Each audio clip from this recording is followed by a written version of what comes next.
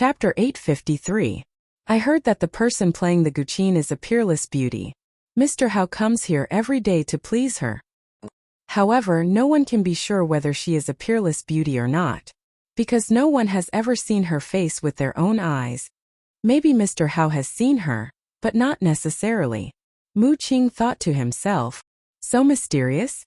Qin Feiyang was surprised. Very mysterious. Mu Qing nodded and then said with a smile, as I said, I can only help you. As for how to get close to Mr. Hao, it depends on your ability.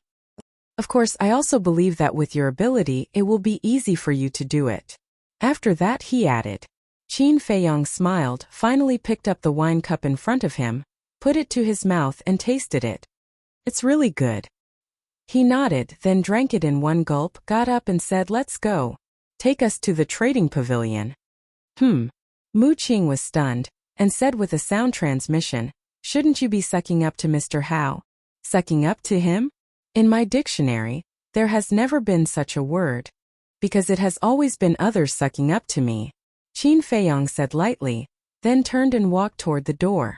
Mu Qing hurriedly said, what about the wine? You can't waste it, can you? Idiot, don't you know to pack it up and take it away? Fatso looked at him disdainfully, held 2 wine jars and ran toward Qin Feiyang. This wine really can't be wasted. Yanwei chuckled, grabbed a wine jar, got up and left. Mu Qing was stunned and cursed secretly, how boring. There was no other way. He could only hold the last jar of wine, get up, go to the counter to pay the bill, and then chase after the 3. People came and went on the street and it was noisy.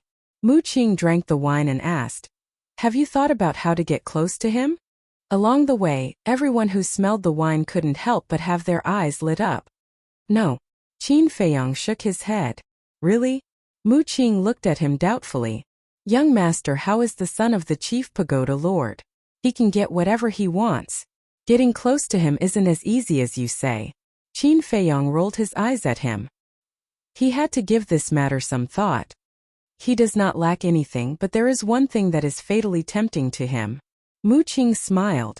What? Qin Feiyang asked. Door of potential. Mu Qing chuckled. Gate of potential. Qin Feiyang mumbled, his eyes flickering. The sky above the central divine nation was a cloudless blue, with no clouds in sight. Furthermore, there was no snow here, nor was there any blazing sunlight. It was like the season of warm flowers blooming, making people feel very comfortable. The mountains, rivers, and earth also presented a scene of exuberant vitality. The divine city was located in the center of the central divine kingdom.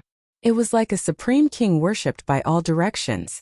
Outside the divine city was a vast mountain range, where countless tribes of various sizes were located.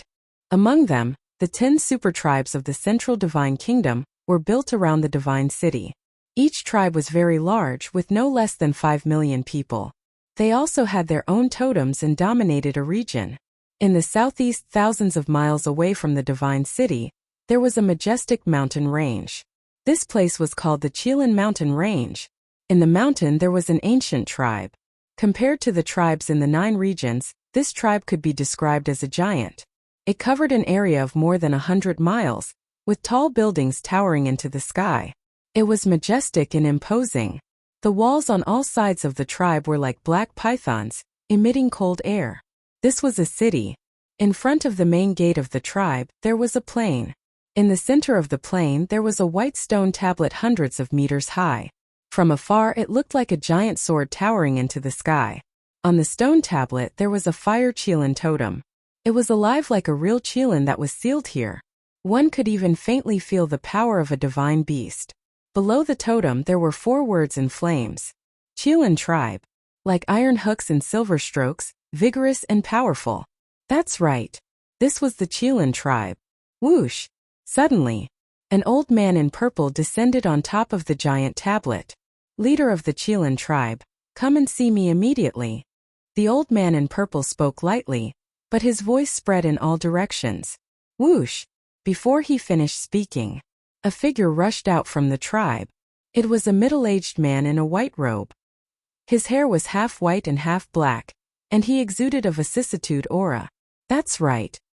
He was the leader of the Qilin tribe. When he saw the old man in purple, his pupils shrank. He hurriedly flew to the old man in purple and bowed. "Greetings, sir." The old man in purple said, "Let me tell you a piece of bad news. Your son Wu Xiao has been killed by Qin Feiyang." "What?" The Qilin tribe's leader's body stiffened. The old man in purple deeply sighed. "Regarding this matter, this old man is very sorry. Please restrain your grief." "Wait." The Qilin tribe's leader waved his hand. He couldn't react. "Didn't you say that you want to take my son to your Mujia? How could he die?" "Yes. This old man wanted to take him to my Mujia. But when this old man was about to send a message and call someone to pick him up, Qin Feiyang and his accomplices suddenly appeared and mercilessly killed him. This matter was caused by this old man's carelessness. This old man should apologize to you." "I'm sorry." After the old man in purple finished, he bowed to the leader of the Qilin tribe. The Qilin tribe's leader said, "What about Qin Feiyang? Did you catch him?" "No. He slipped away. Now his whereabouts are unknown. This little beast is too cunning. My Mujia is powerless." The old man in purple helplessly said. The Qilin tribe's leader clenched his hands and roared, "Damn beast, I will not let him go." "Don't worry, we won't let him go. When we find his whereabouts, this old man will inform you immediately." The old man in purple said. The Qilin tribe's leader said, "Thank you, my Qilin tribe will also send people to investigate." The old man in purple nodded, then opened a portal and turned away. "Qin Feiyang, you wait, if I don't tear you into pieces, I Wu Yunqing swear I'm not a human." The Qilin tribe's leader gritted his teeth. His eyes burst out a piercing murderous intent. At the same time, southwest of God City, thousands of miles away, there's also a towering mountain range. This mountain range is called Scorpio Mountain Range. And here there's also a behemoth Scorpio tribe. Inside the tribe, in a hall, a middle-aged man was sitting on the throne. Beside him stood a skinny old man. "Do you recognize them?" The middle-aged man pointed to the void and looked at the old man. There were 4 phantoms in the void in front of him. If Qin Feiyang and the rest were here, they would definitely recognize that these 4 phantoms were their current appearances. The old man glanced at the 4 phantoms and shook his head. "I don't recognize them." "Why?" "Ming just sent me a message saying that these 4 people humiliated him in front of everyone in God City's Longfeng Pavilion. He wants me to investigate their origins as soon as possible." The middle-aged man said. "Humiliated him?" The old man was stunned and shook his head. "I think it must be this kid who took the initiative to provoke others." The middle-aged man's expression froze. He smiled bitterly. "I really can't hide anything from you. To be honest, leader, you really have to discipline him properly. Otherwise, sooner or later, he will bring disaster to our Scorpio tribe." The old man said. "I know. But you also know Ming-Er's character. Although he's a little arrogant, he still knows who can be provoked and who can't be provoked. The disaster that you said definitely doesn't exist." The middle-aged man smiled. The old man nodded and said, "Okay, I'll go investigate now. You also have to talk to him properly. Right now, our forgotten continent is in chaos because of Qin Feiyang. All the major forces are secretly taking advantage of this opportunity to scheme. There can't be any mistakes." "I understand. When I have time, I'll talk to him properly." The middle-aged man nodded. "Okay, then I'll go first." After the old man finished speaking, he turned and left. "Qin Feiyang, you dare to challenge the Pill Pagoda and the Mu family. What's your background?" The middle-aged man muttered to himself, his eyes full of curiosity. God City. The structure of the God City was very similar to that of the spiritual state's capital. It was divided into 4 major districts and the Central District. The Central District was naturally where the Pill Pagoda was located. The 4 major districts were the North, South, East and West. At this moment, on a street in the North District, Qin Feiyang and the other 3 stood in the crowd, looking at a towering building in front of them. This was the Trading Pavilion. And the Trading Pavilion was also very powerful in the Central Divine Kingdom. It could even be said that it was not inferior to the 10 super tribes. Every city had a branch, including the 4 major districts of the God City. And the central divine kingdom was not only the god city, there were other cities. But they were all a bit far from the god city. Hey, hey, hey, the four of you, can you not stand there? How can others come in like this? Suddenly, a displeased voice sounded. In front of the trading pavilion there were two guards in black, and the one who spoke was one of them. Are you talking about us? Fatso was slightly stunned, looked at the two guards, pointed at his nose and asked. Yes, I'm talking about you guys. If you don't come in, don't block our door and hinder our business, the two said impatiently. In an instant, the eyes of the people coming and going fell on the four of them. Oh! Fatty let out a strange cry and said, Are you guys blind? Can't you see that we are all standing on the street? How can we hinder you? The streets around the trading pavilion are under my control. Don't talk nonsense, get out of here. The two waved their hands in disgust. I have a bad temper. Fatso stepped in front of the door of the trading pavilion and said arrogantly, Since you said that we are blocking the way, then I really have to block it? Come, I opened this place, I planted this tree, if you want to pass through here you have to pay the toll. Then he looked at the crowd and shouted. Without a doubt, those who wanted to enter and leave the trading pavilion were all stopped. Is this person crazy? How dare he cause trouble in the trading pavilion? Just wait, there will be a good show soon. Chapter 854. At the same time, looking at the arrogant and insufferably arrogant Fatso, Mu Qing's mouth twitched violently. She secretly said, Brother Qin, aren't you going to stop him? Why should I stop him? Qin Feiyang asked rhetorically. Mu Qing said, This is the trading pavilion. People who make trouble here will not have a good ending. You have to remember one thing. It's not us who are making trouble. It's them who are making trouble first. Qin Feiyang said lightly.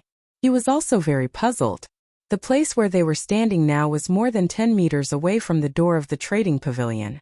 How could such a wide distance hinder his business in the trading pavilion? They were obviously looking for trouble. His style had always been that if you respected him, he would respect you tenfold. But if they were looking for trouble, he was not afraid of trouble. Yin Wei whispered, Why do I feel that they are looking down on us? Qin Feiyang and Mu Qing were stunned. They looked at the two guards in black and then glanced at the crowd around. They found that there was a trace of disdain on the faces of these people more or less. I understand. It must be because our current appearance is too ordinary. Especially you, Mu Qing. Look at you dressed like this. If I were you and blocked my door, I would also drive you away. Yin Wei said helplessly. Mu Qing said in surprise, So I am too low-key? What do you think? Yin Wei rolled his eyes. The status of the divine city here was equivalent to the imperial capital of the central divine kingdom. The people here, no matter how poor they were, would dress decently. Unlike this guy who was dressed like a beggar. Of course, it did not mean that Mu Qing's current appearance was really sloppy and terrible. Although his clothes were a bit old, they were still clean. But compared with the other people's dressing, he was really no different from a beggar. Keeping a low profile can also attract trouble? Mu Qing began to feel unhappy. He had disguised himself to enter the god city so that he wouldn't attract any attention. Who would have thought that it would have the opposite effect? Whoosh! Suddenly, he landed beside Fatso and blocked the door with Fatso. He said arrogantly, If I don't cause a ruckus today, I'll write my name backwards. Fatso was surprised. Then, he hooked his arm around Mu Qing's shoulder and chuckled. Fat Lord realized that you're not that bad after all. Get lost. Do I know you that well? Mu Qing's face darkened. If not for the anger in his heart, he would not have accompanied Fatso to do such a childish thing. You seeing this? The two black-clothed guards were about to explode from anger. What about us? Since you guys don't know how to treat your guests, yours truly will have to teach you guys a lesson.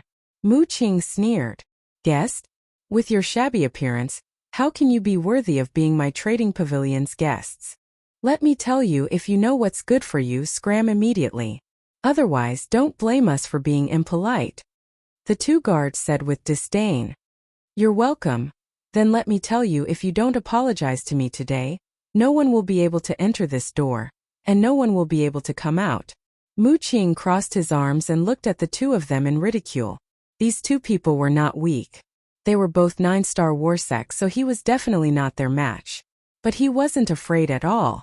Because right now there were 3 lawless and ruthless characters here. Naturally, it was Qin Feiyong, Fatso, and Yan Wei. You're courting death. The 2 black-clothed guards were enraged. At the same time, they stepped forward and slapped Fatso and Mu Qing. Are you really going to make a move? Fatso's gaze turned cold. Not only are we going to make a move, we're going to cripple you. We'll let you know the consequences of causing trouble in my trading pavilion. A cold light flashed in their eyes. Cripple us? Fatso's eyes narrowed slightly. Boom! A terrifying pressure suddenly surged out. But it wasn't Fatso, it was Yan Wei. The holy might was like a waterfall, instantly imprisoning the 2 guards in place. And Yan Wei's move was naturally instructed by Qin Feiyong. What? This is actually the holy might. The 2 guards' faces changed. The surrounding crowd also turned pale with fright. They never thought that there would be a war saint hidden among these inconspicuous people. How dare you be rude to my young master's friends? Even if it's your trading pavilion, this old man won't agree. Yan Wei said expressionlessly. At this moment, he was a white-haired old man, but it didn't affect his domineering aura in the slightest. Young master? Who is his young master? Could it be him? Everyone looked at Qin Feiyong. Their eyes filled with bewilderment. In fact, everyone was already used to this kind of thing. Because in the Divine City, many young people would have a follower by their side. Among these followers, there was no lack of powerful warriors of the war saint level. However, without exception, all the young people who had followers were not simple. In particular, these followers were war saints. After all, a battle saint, no matter where they were, was a top-notch expert. Therefore, it was only at this moment that they realized that these people were not poor at all. All of a sudden, the place fell into dead silence. Smack! But suddenly, a loud slap sounded, breaking the atmosphere here. Everyone looked over and their pupils suddenly constricted. They saw that Fatso was slapping the 2 guards hard.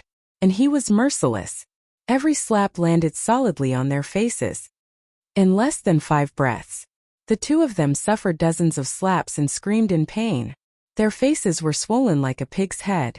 We were wrong. We were blind, please spare us. The 2 of them couldn't help but beg. Wrong. What were you doing earlier? Fatso sneered and punched the 2 of them in the mouth again. The 2 of them immediately spat out blood and their teeth were all broken. Ruthless enough. The surrounding crowd muttered in their hearts. Although the 2 of them were indeed in the wrong, there was a saying that one had to look at the owner before beating a dog. These 2 people were the guards of the transaction pavilion. Shouldn't they leave some face for the transaction pavilion? Of course. If he insisted on beating them, no one would dare to say anything. But he could change places. But right in front of the entrance of the transaction pavilion, wasn't this equivalent to slapping the face of the transaction pavilion? How could the transaction pavilion endure this? Fatso retracted his arm and retreated back to block the door. He laughed happily. Now you feel good, quickly apologize. After beating up the people of my transaction pavilion, you still want them to apologize. You are really awe-inspiring. But at this moment, a rather gloomy voice came from the transaction pavilion. It's the steward. The 2 guards trembled and looked inside the door as if they had seen their savior.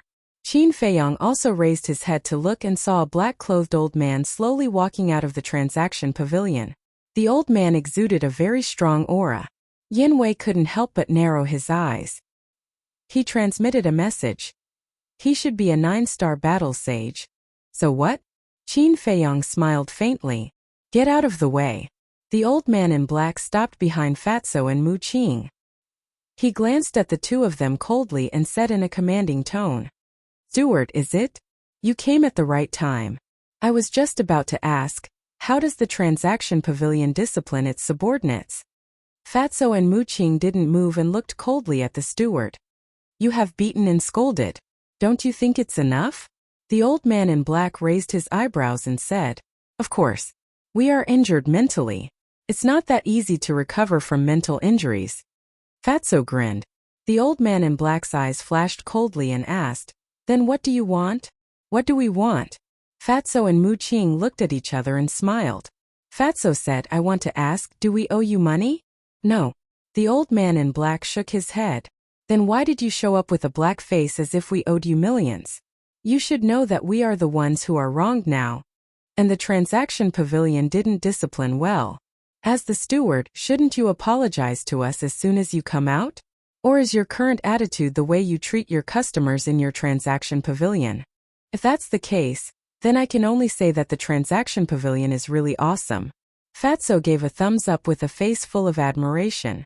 However, anyone who understood the situation would be able to tell that he was mocking the transaction pavilion. The old man in black's eyes darkened. Now he had an impulse to kill someone, but he knew that he had to endure it, because there were too many people present now. If he made a move, the image of the transaction pavilion in the eyes of the world would completely collapse. Although this was just a small matter, the impact was very big. Okay, I apologize to the two of you on their behalf. However, even if they were in the wrong, shouldn't you not hit them? The steward held back his anger and said, Fuck. They said that they wanted to cripple us. Can't we fight back? The transaction pavilion is also overbearing. Is there any law? Do you really think that you are the ruler of the forgotten continent? Mu Qing said angrily. The steward frowned and looked at the two guards. He shouted, What's going on? The two of them stammered and couldn't say a word for a long time. You still don't know what's going on? Then why are you talking nonsense here? Come. Young master will explain it to you. Mu Qing was really angry. He had originally thought that the steward had seen everything that had just happened from inside the room. Who would have thought that he didn't know anything? This wasn't covering up, it was not right and wrong, and it was overbearing. This was even worse than covering up. After listening to Mu Qing's story, the steward was so angry that his beard blew and his eyes widened. He looked at the two guards and said angrily, Who gave you the right to treat the guests like this? We were wrong. We won't dare to do it again. Lord Steward, please be merciful and spare us this time. The two of them hurriedly knelt on the ground and kowtowed to beg for mercy. I'll deal with you later. A cold light flashed in the steward's eyes. He looked at Qin Feiyong and the other three, and his attitude instantly changed. He cupped his hands and said, I didn't ask clearly just now and wronged the four of you. Please forgive me. That's more like it. Mu Qing sneered. Yes, it's my fault. The steward smiled apologetically. He then looked at Qin Feiyong and said, Little brother, you see that I've apologized. Can you ask these two little brothers to not gamble at the door? After all, we still have to open the door to do business. Get out of the way. Qin Feiyong waved his hand and said. Fatso and Mu Qing looked at each other, smiled proudly, and then retreated to the side. Yin Wei also withdrew his holy aura. The transaction pavilion is just SOSO. Chapter 855. There are so many people who are not afraid of death today. Everyone was stunned and looked at the person who spoke. At the same time, the steward raised his eyebrows and also looked up. Qin Feiyong and the other three also looked over. Ugh! At that moment, the four of them were stunned. This was really a small world. They saw a purple-clothed youth standing in the crowd. He hugged an enchanting woman and looked at the steward of the transaction pavilion with eyes full of ridicule. This person was Guoming. Guoming, what do you mean? The steward frowned. Guoming glanced at Qin Feiyong and the other three, hugged the enchanting woman and walked to the side of the two black-clothed guards. Although this matter is indeed the fault of these two big brothers, aren't they also protecting the image of the transaction pavilion by doing this? But what about you, steward? They were beaten up like this. Not only did you not make a decision for them, you even blamed them. It's really disappointing. Guoming said indifferently. The steward's eyes darkened and said, This is my transaction pavilion's business. It's not your turn to interfere. I didn't say I wanted to interfere. I was just saying a word of fairness. What? I can't even say a word? Guoming sneered. The steward frowned. Was he possessed by evil spirits today? One after another, he came to make trouble? Qin Feiyong's eyes flickered. It could be seen that the steward was now in a very awkward situation. Guoming's intention was also very obvious. He wanted to provoke the steward of the transaction pavilion to make a move on them. What a despicable person. Qin Feiyong muttered. A cold light flashed in his eyes and gave Fatso a look.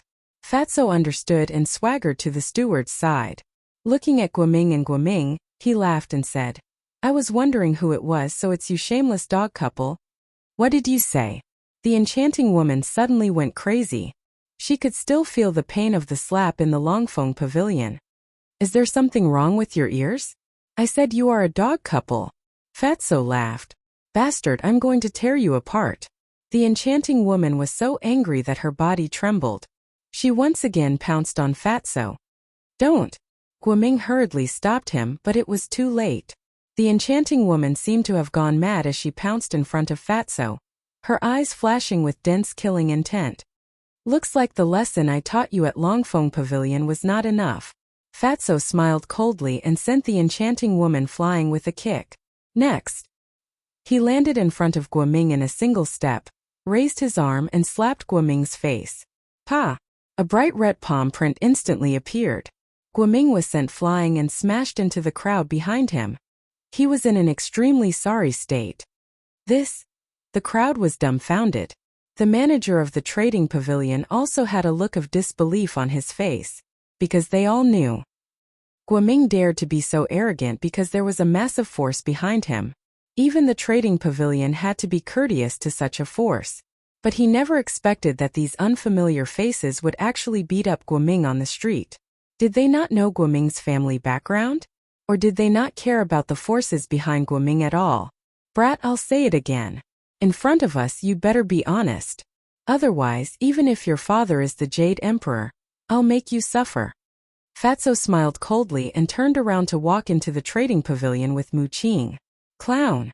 Qin Feiyong glanced at Guoming and Mu Qing with disdain, and also entered the trading pavilion with Yan Wei.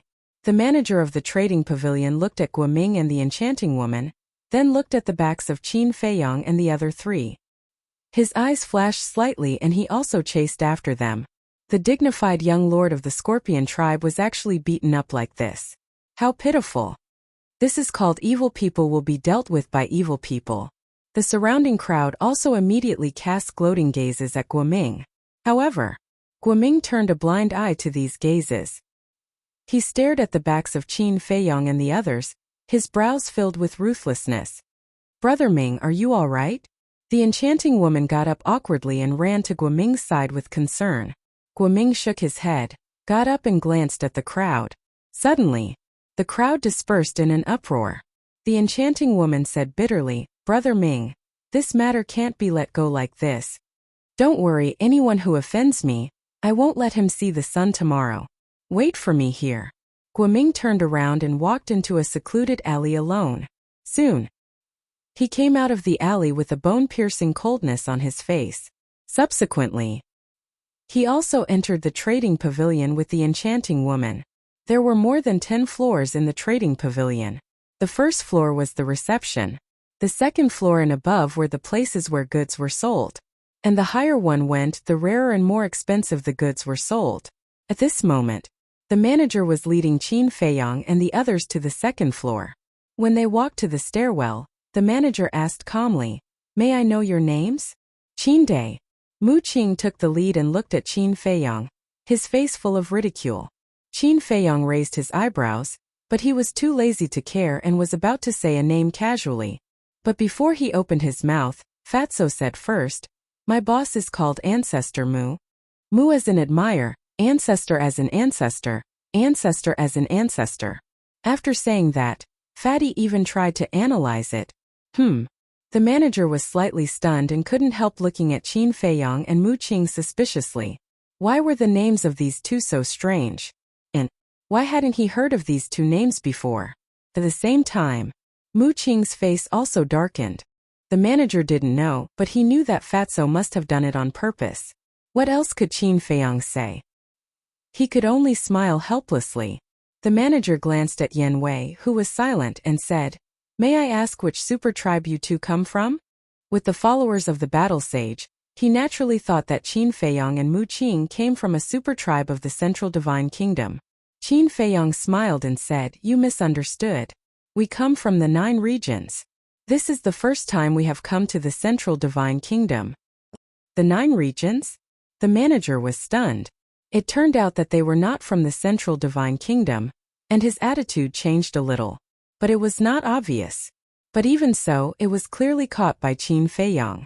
Previously, the manager thought they were from a super tribe, and there was a trace of flattery on his face. But now, when he heard that they were from the 9 regions, there was a trace of disdain in his eyes. Of course, Qin Feiyang wasn't someone who liked to haggle over minor matters. He turned his head to look at Mu Qing and Yan Wei and said, "You two go stroll around first. I have some private matters to discuss with the steward." "Okay." Yan Wei nodded. "Private?" Mu Qing's eyes flashed slightly. She didn't ask anything and walked quickly to the second floor with Yan Wei. Fatso glanced at the two and then looked at Qin Feiyang and said, "What about me? You follow me?" Qin Feiyang said, turned to look at the manager and said, "Can we talk somewhere else?" "Sure." The manager looked at Qin Feiyang suspiciously and nodded. Then he turned and led Qin Feiyang and Mu Qing through a corridor and into a VIP reception room on the first floor. Entering the reception room, the manager didn't ask anyone to prepare tea. He directly closed the door and sat beside the tea table saying, "Little brother, if you have something to say, just say it." "That's your attitude?" Fatso frowned. "I'm the one who neglected you. Little brothers, please sit down." The manager laughed, but he obviously looked a little impatient. "Boss, let's go. Anyway, we have plenty of money. We don't need to be nice to others' cold buttocks." Fatso was unhappy. Why were all the people in the trading pavilion like this? They were snobs. Hearing Fatso's words, the manager also felt a little uncomfortable and said with a strange smile, "To tell you the truth, our trading pavilion doesn't lack rich people. Let's go." Hearing this, Qin Feiyang turned and left. Everyone had their own bottom line, and this steward's actions had already exceeded his bottom line. He didn't want to stay in such a place for a moment longer. "Old thing, I can guarantee that you'll regret it soon." The fatty laughed mockingly. He turned around and followed behind Qin Feiyang, swaggering off. Regret? The manager didn't think so. What could a few people from the 9 regions do that would make him regret? "Go and ask Yan Wei to come down." Walking out of the reception room, Qin Feiyang said to Fatso, "Okay." Fatso nodded and quickly ran to the second floor. When Qin Feiyang came to the stairs, Fatso, Yan Wei, and Mu Qing also happened to come downstairs. "What's wrong? Why do you want to leave all of a sudden?" Mu Qing looked at Qin Feiyang suspiciously and asked. "This place disgusts me." Qin Feiyang said expressionlessly and walked to the door without looking back. "Disgusted?" Mu Qing and Yan Wei looked at each other, their faces full of doubts. "Here's the thing." Fatso sighed deeply and explained to the two as he chased after Qin Feiyang. "I see." Mu Qing suddenly understood and shook her head with a smile. "I have to say that the manager of the Northern City Trading Pavilion really has no taste. In fact, it's normal for him to be like this, because in the eyes of the people of the Central Divine Kingdom, people from the 9 regions are very lowly. What's more, he is the manager of the trading pavilion," Yan Wei said. "But he doesn't know that he just brushed past a rich man." Fatso sneered. "Well, let's go to the Eastern City District. As far as I know, the manager of the trading pavilion in the Eastern City is quite modest." Mu Qing thought for a while and said. Fatso shook his head and said, "Isn't it the same as giving money to the trading pavilion?" "Not going." "You're wrong. Although they are both managers of the trading pavilion, they don't have a good relationship because of some factors. They even have been fighting openly and secretly." Mu Qing smiled. "What factors?" Fatso asked curiously. "The position of the deputy pavilion master. Some time ago, I received the news that the deputy pavilion master of the trading pavilion is about to die, and he voluntarily asked to resign. In this way, the position of the deputy pavilion master must be filled, and the managers of the 4 districts of the Divine City are the main candidates," Mu Qing said. "I see." Fatso and Yan Wei nodded. At the same time, Qin Feiyang's eyes flashed and he said with a smile, "Okay, let's go to the Eastern City District."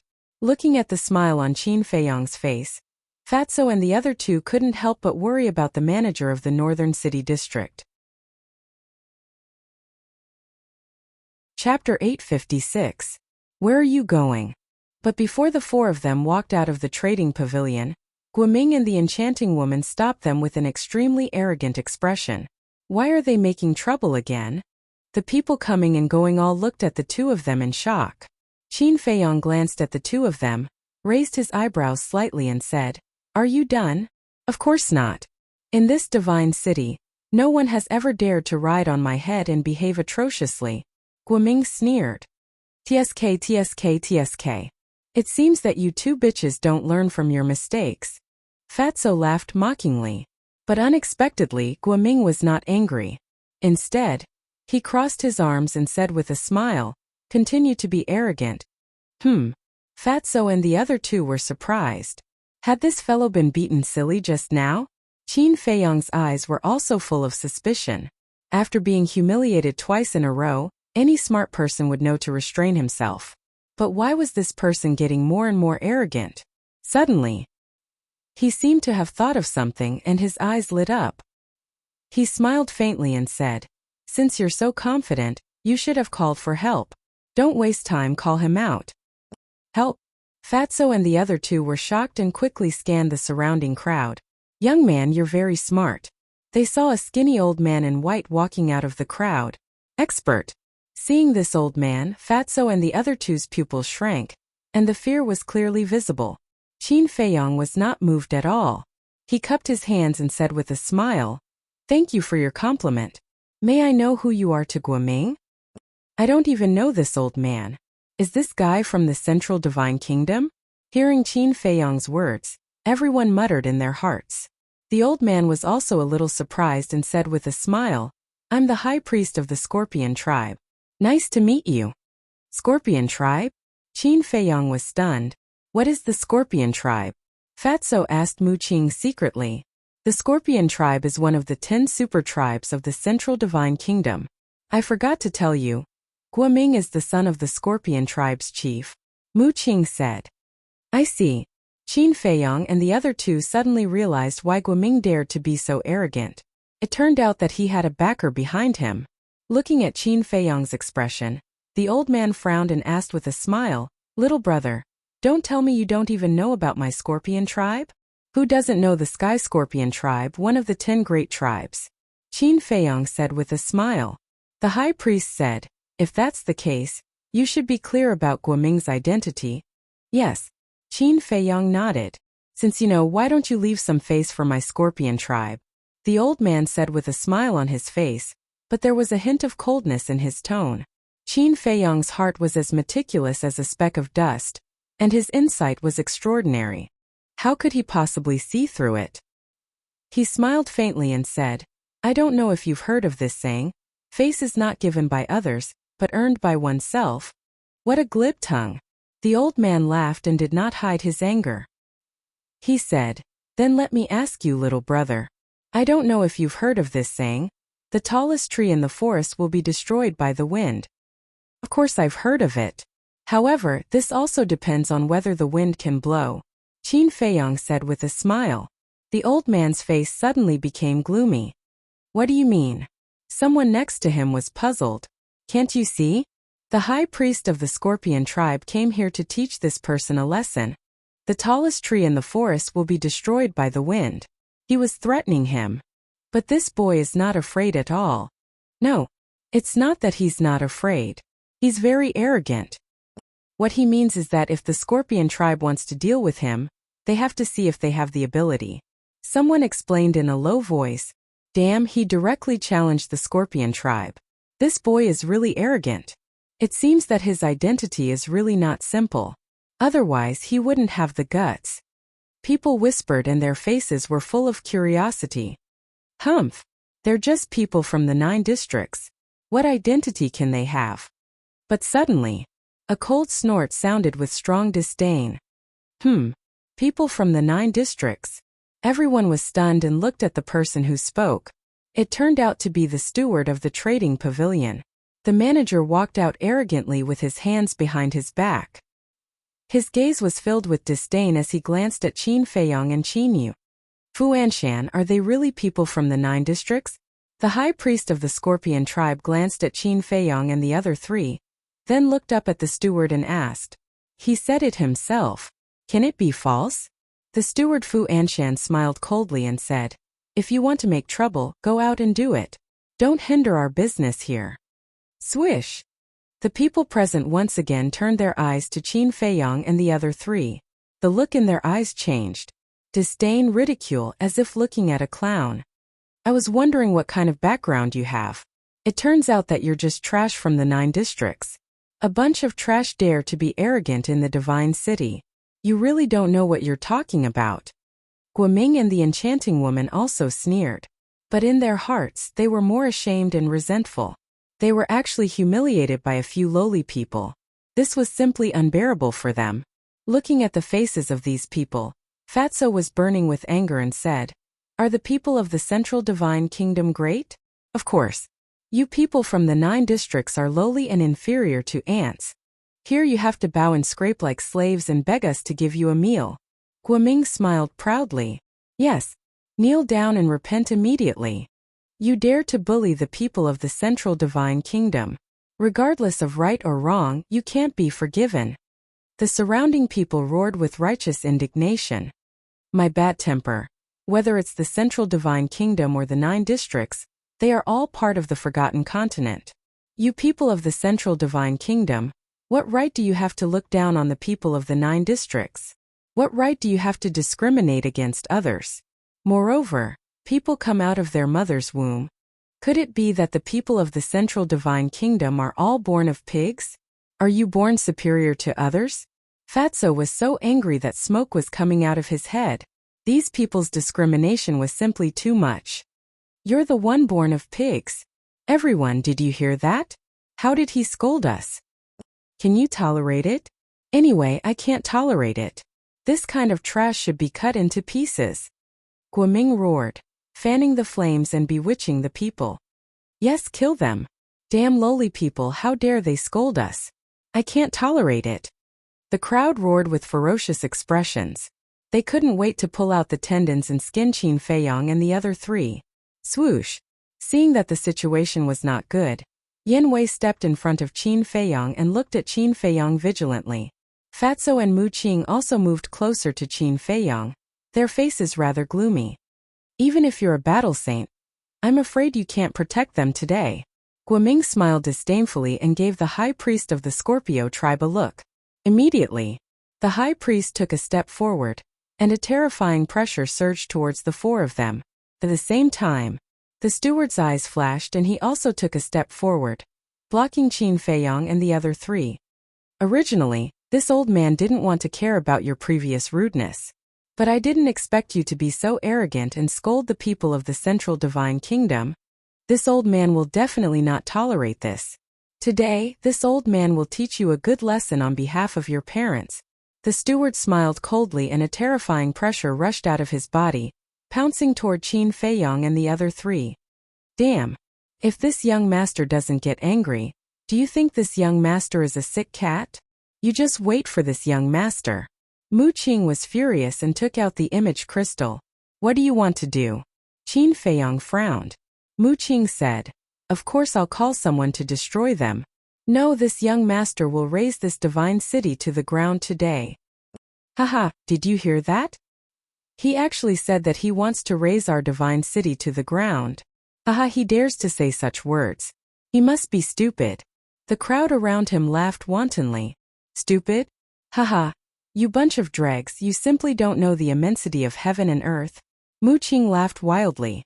The battle chi in his palm gushed out and poured into the image crystal. You can't do this. Qin Feiyong snatched the image crystal from him. What is this? You can still tolerate it?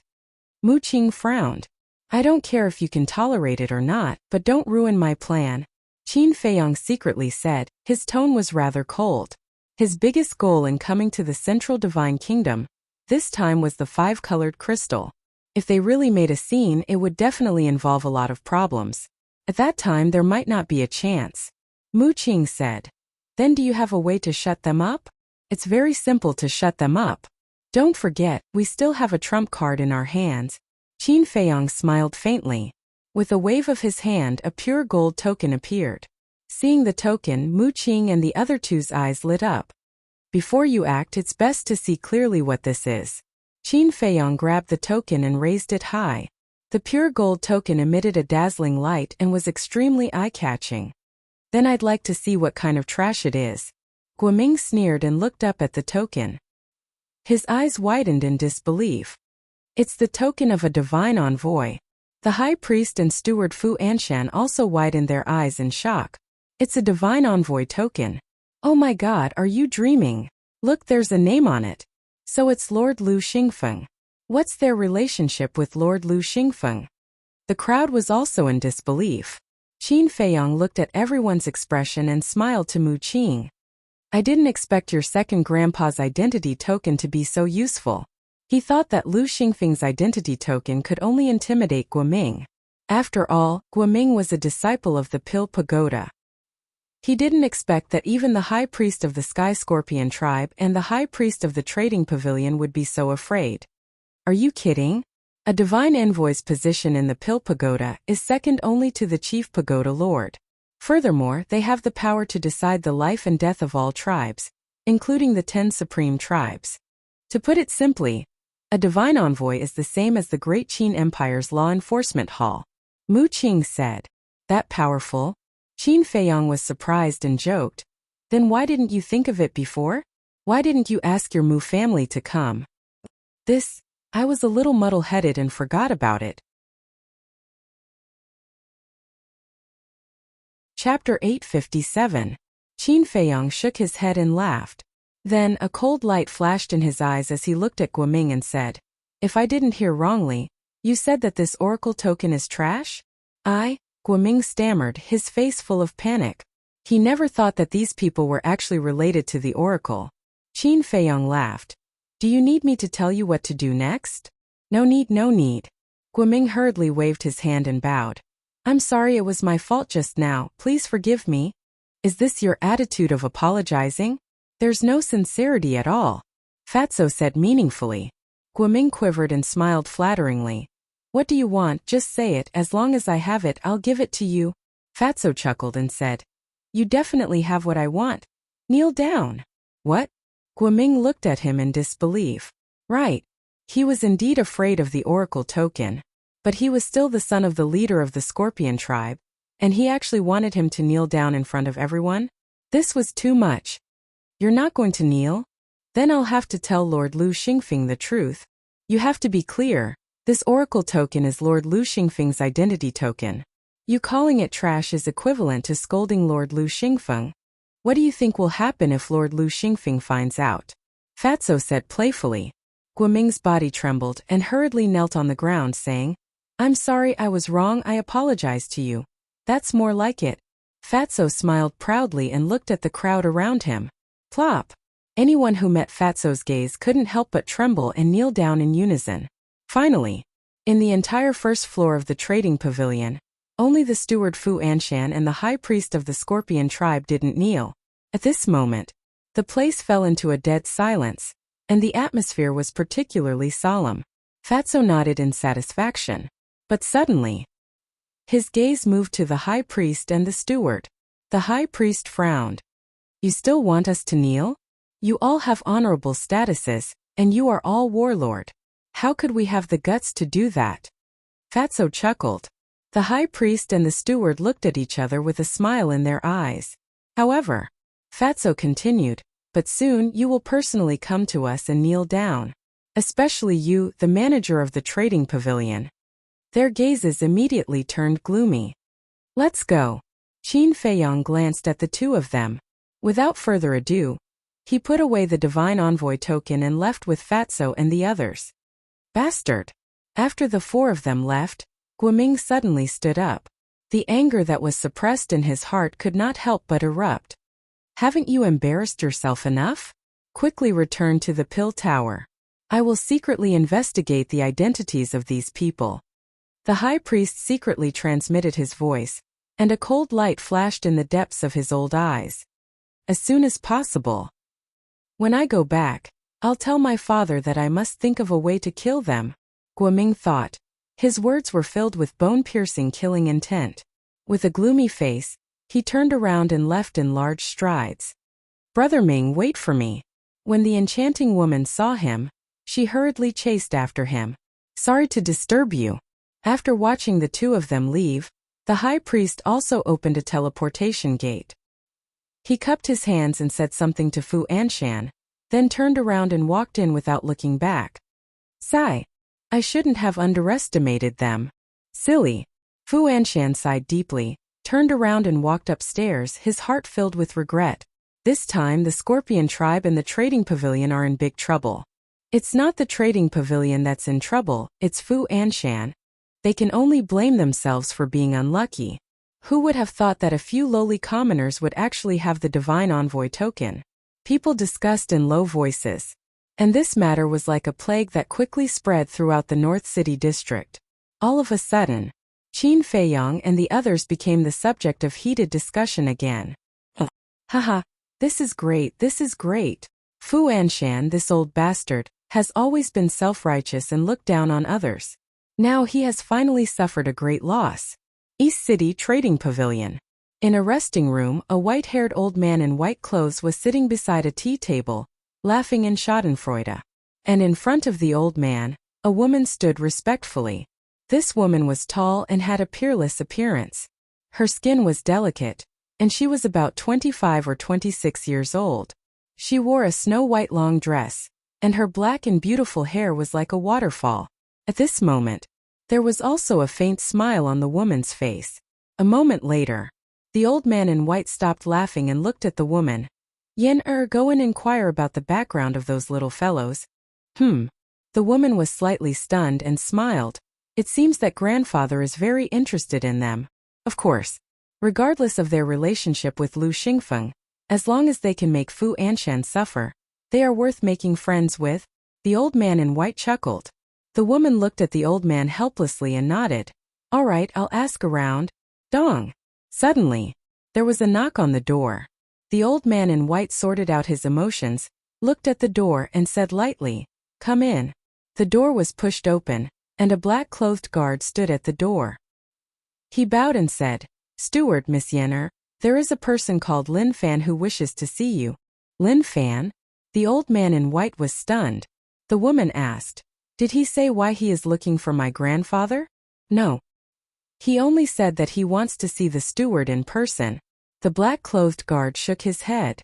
The old man in white smiled and said, Then bring him in. Okay. The black-clothed guard replied and turned around to leave. Lin Fan? The woman pondered for a moment and said suspiciously, Why haven't I heard of this name? The Central Divine Kingdom is so big. It's normal that you haven't heard of it. The old man in white smiled and acted very indifferent. Da-da. A moment later, accompanied by a series of steady footsteps, the black-clothed guard brought a white-clothed youth to the door of the lounge. The white-clothed youth was about 1.75 meters tall, with a head of long black hair. His skin was slightly dark, and his appearance was ordinary. The aura he exuded was also quite ordinary. In short, he was a very ordinary person. If he was in a crowd, no one would take a second look at him. The black-clothed guard pointed at the white-clothed youth and said, Sir, miss, it's him. The old man in white smiled and said, Come in. The white-clothed youth walked into the lounge and cupped his hands. Greetings, steward. Then he glanced at the woman, and a trace of surprise flashed across his eyes. The old man in white pointed to the chair opposite the tea table and said with a smile, Please sit. Thank you. The white-clothed youth cupped his hands and said. His eyes flashed as he strode to the tea table and sat opposite the old man in white. You may leave. The old man in white then looked at the black-clothed guard at the door. Yes. The guard bowed in response, closed the door and strode away. Next, the old man in white looked at the woman and said, prepare tea for this little brother. Okay. The woman nodded, squatted on the ground, and began to clean the tea set in an orderly manner. Her movements were extremely elegant. Looking at all this, the white-clothed youth nodded without a trace, as if he was very satisfied with the hospitality here. The old man in white did not talk nonsense and asked directly, May I know why little brother is looking for me? The white-clothed youth said. I want to buy a pill. What pill? The old man in white asked curiously. The white-clothed youth smiled and said, Healing pill? The old man in white's face stiffened. At the same time, the woman who was making tea also paused her arms slightly and looked up at the white-clothed youth suspiciously. They originally thought that this person specially coming to find them was definitely to buy some precious medicinal pills. But they did not expect that it was just a healing pill. The grandfather and grandson looked at each other. The old man in white asked, Little brother, are you sure it's just a healing pill? Yes. The white-clothed youth nodded. Are you deliberately looking for trouble? The woman immediately put down the teapot and looked at the white-clothed youth unkindly. Looking for trouble? The white-clothed youth was stunned and said in confusion, Miss, I'm really here to buy a healing pill. How can you say that I'm looking for trouble? It's just a healing pill. Can't you just go to the staff directly? You even came to look for my grandfather. Do you think my grandfather has nothing better to do? The woman said angrily. Yenner, don't be rude. The old man in white reprimanded with a straight face. The woman said, Grandfather, he's doing it on purpose, understand? All right. Since our transaction pavilion is open for business, no matter how much you buy, you're a customer. Quickly, go and get this little brother a healing pill. The old man in white smiled and comforted the woman before instructing. All right. The woman glared at the white-clothed youth fiercely and walked towards the door reluctantly. At this moment, the white-clothed youth smiled and reached out his hand. Miss, there's no need. The woman raised her eyebrows and turned to glare at the white-clothed youth. Are you playing with us? The old man in white also looked at the white-clothed youth suspiciously, but he was not angry and was as easygoing as usual. The white-clothed youth smiled faintly and stood up to look at the old man in white. He cupped his fists and said, Senior, please forgive me for offending you earlier. The old man in white was even more confused. To tell you the truth, I did that on purpose to test your character, Senior. The white-clothed youth smiled. Test me? The old man in white was stunned. Then his face twitched and he asked why. Because a friend told me that you're more easygoing and reasonable than Fu Anshan. You're not as arrogant as Fu Anshan and look down on others. But I didn't believe it, so I wanted to test you. I didn't expect the result to be as what my friend said. The white-clothed youth smiled. I see. The old man in white came to a realization. Then, he looked at the white-clothed youth from head to toe and suddenly laughed. The woman was stunned and asked in confusion, Grandfather, what are you laughing at? We're guests. Hurry and fill this little brother's cup of tea. The old man in white laughed. No. The woman turned her head away. She was a little arrogant and unhappy. The old man in white was a little embarrassed. He looked at the young man and said apologetically, Little brother, I've spoiled my granddaughter. Please don't mind her. The white-clothed youth smiled helplessly and said, It's my fault. You can't blame her. Little brother, you're really magnanimous. In that case, please reveal your true colors. Chapter 858. Lu Shan's True Face? When the woman heard this, she couldn't help but look at the young man in white in surprise. The young man in white smiled, took out a pill with lightning speed, and stuffed it into his mouth. But it wasn't the facial restoration pill, it was the illusionary form pill. Soon, a blue-haired youth appeared in front of the grandfather and grandson. It's you. The woman was surprised. That's right. This person was Qin Feiyang. After leaving the North City Trading Pavilion, Mu Qing opened the teleportation gate and brought him to the East City. In order to prove Mu Qing's words, he deliberately changed his appearance and entered the trading pavilion. Moreover, he also thought of a very direct way to test the waters. By healing pills. And only by one. If it was Fu Anshan who encountered such a thing, he would definitely be angry on the spot and ask someone to kick him out. But the old man in front of him not only did not do so, he was even polite to him. It was enough to see that this person's character were indeed not bad. Qin Feiyang looked at the woman and cupped his hands. Miss, I have no choice but to do so, please forgive me. Humph. My grandfather's temper is famous in the Divine City. You actually have such a way to test him, this is too much. The woman snorted coldly, not buying it at all. Her face was filled with anger. This little brother has just arrived in the divine city after all, so it's understandable for him to do this. If you continue to be like this, Grandpa will be angry, the white-haired old man said with a straight face. Grandfather. The woman wanted to say something, but the old man in white waved his hand and said, "All right, don't say anything, quickly pour the tea." The woman stomped her feet angrily, picked up the teapot, grabbed a teacup, filled it to the brim, and placed it in front of Qin Feiyong with a bang. She stared at Qin Feiyong and gritted her teeth. Drink it to death." Qin Feiyong smiled bitterly. This woman was really barbaric. Whoever married her would definitely be unlucky for the rest of their lives. The white-haired old man also rubbed his head helplessly and laughed. "Little brother, don't mind it. It's fine." Qin Feiyong smiled faintly, picked up the teacup, and was about to drink it, but when he saw the woman's fierce expression, he instantly lost his appetite. Cough cough. He coughed dryly and put down the teacup. He looked at the white-haired old man and asked, "Senior, how should I address you?" "Li He, just call me Old Li. This is my granddaughter Li Yin." "Little brother. What's your name?" Li He asked after introducing Zhang Xian. Qin Feiyong smiled bitterly. "My name is somewhat offensive. It's better not to say it. Offend someone." Li He's interest was immediately piqued. He smiled and said, "It's fine. Just tell me." Cough cough. "My name is Ancestor Mu," Qin Feiyong said. Ugh. The grandfather and grandson were stunned on the spot. Haha, what were your parents thinking? They actually gave you such a name. Isn't it funny? The next moment, Li Yin laughed so hard that she rocked back and forth. Qin Feiyong's face suddenly turned ugly. It was not because of Li Yan's teasing, but because Li Yan had mentioned his parents. Seeing this, Li He frowned. "Yinder, are you getting more and more impolite?"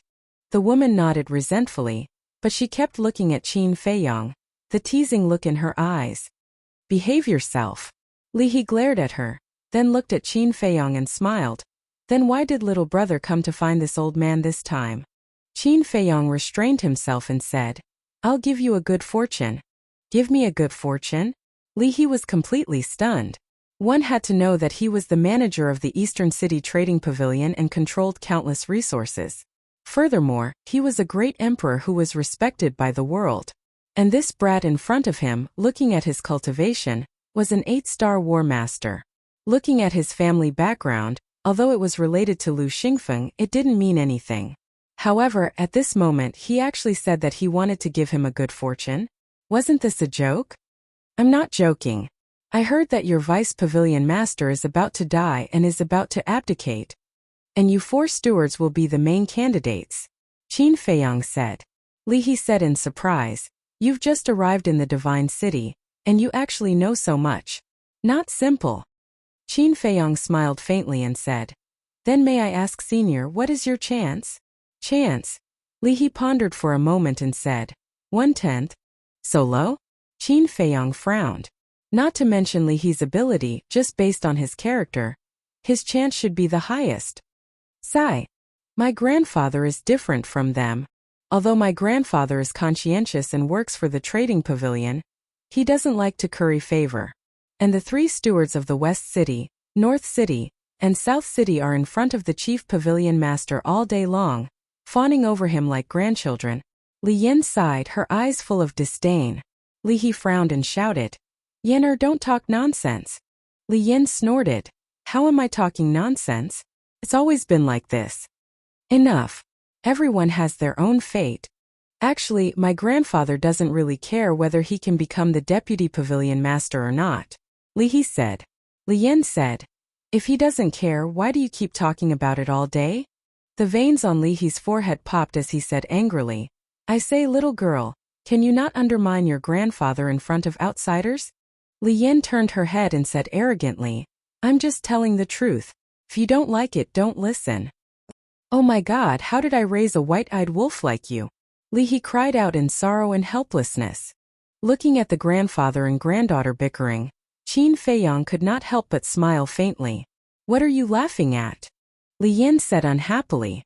Qin Feiyong said, "I envy you for having such a good grandfather." Don't you have a grandfather? Li Yan was stunned and asked. My grandfather.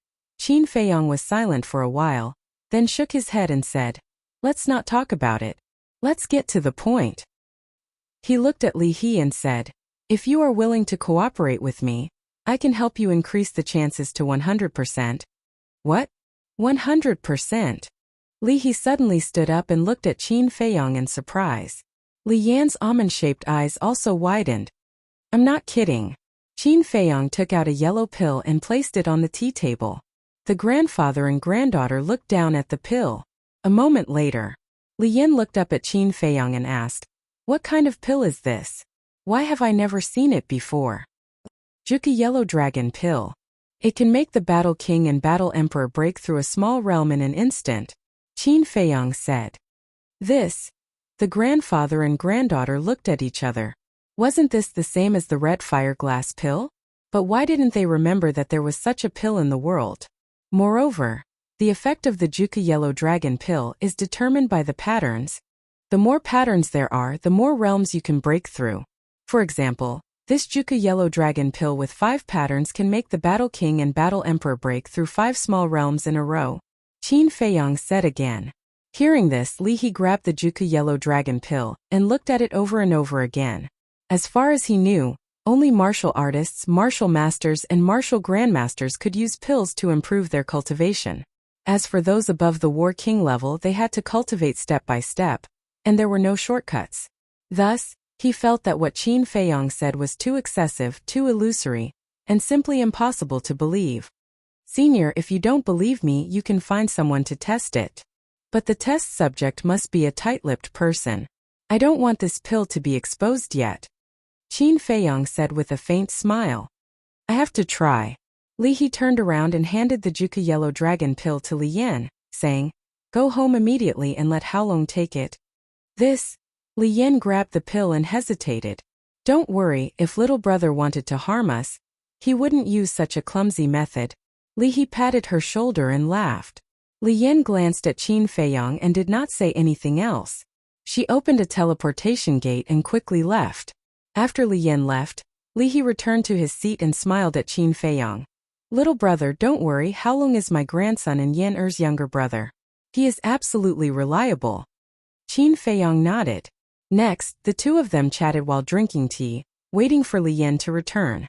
Qin Feiyong was very calm. But Li He was obviously a little absent-minded. He was very eager to know the result, because, if this Juki Yellow Dragon Pill could really raise the cultivation of the Battle King and the War Emperor, then it would definitely cause a huge sensation in the Divine City. At that time, he, the person who cooperated with Qin Feiyong, would undoubtedly be the biggest beneficiary.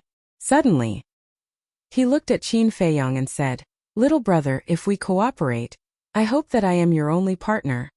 Of course. Qin Feiyong laughed. Of course he knew what Li He was thinking.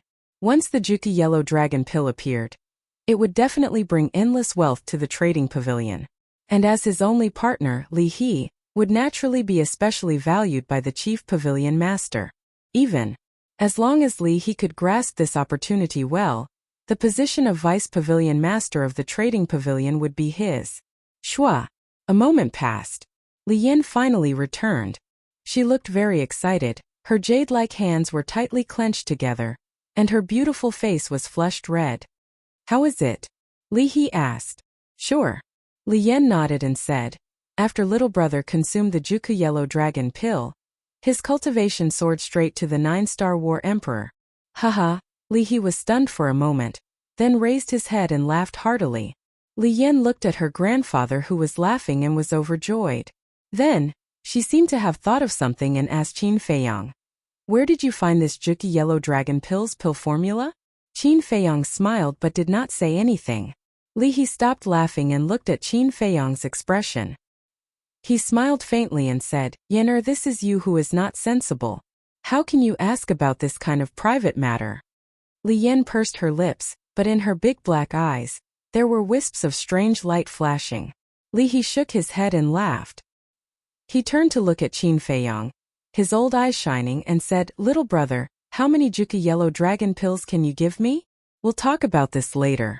Since we are cooperating, we naturally have to benefit from each other. Qin Feiyang laughed. Li He was stunned and quickly nodded. Yes, yes, yes, look at my head, I'm a little too excited. Tell me, what are your conditions? I have 3 conditions. First, I need a large amount of 10,000-year-old medicinal herbs. I will give you the list later. Second, before I agree, you can't tell anyone about the source of the Juka Yellow Dragon Pill, including your chief pavilion master. Third, no matter what happens in the future, you have to promise me one thing unconditionally. As for what it is, I will tell you when the time is right. Qin Feiyang said. His main purpose of coming to the trading pavilion was actually to get the 10,000-year-old medicinal herbs.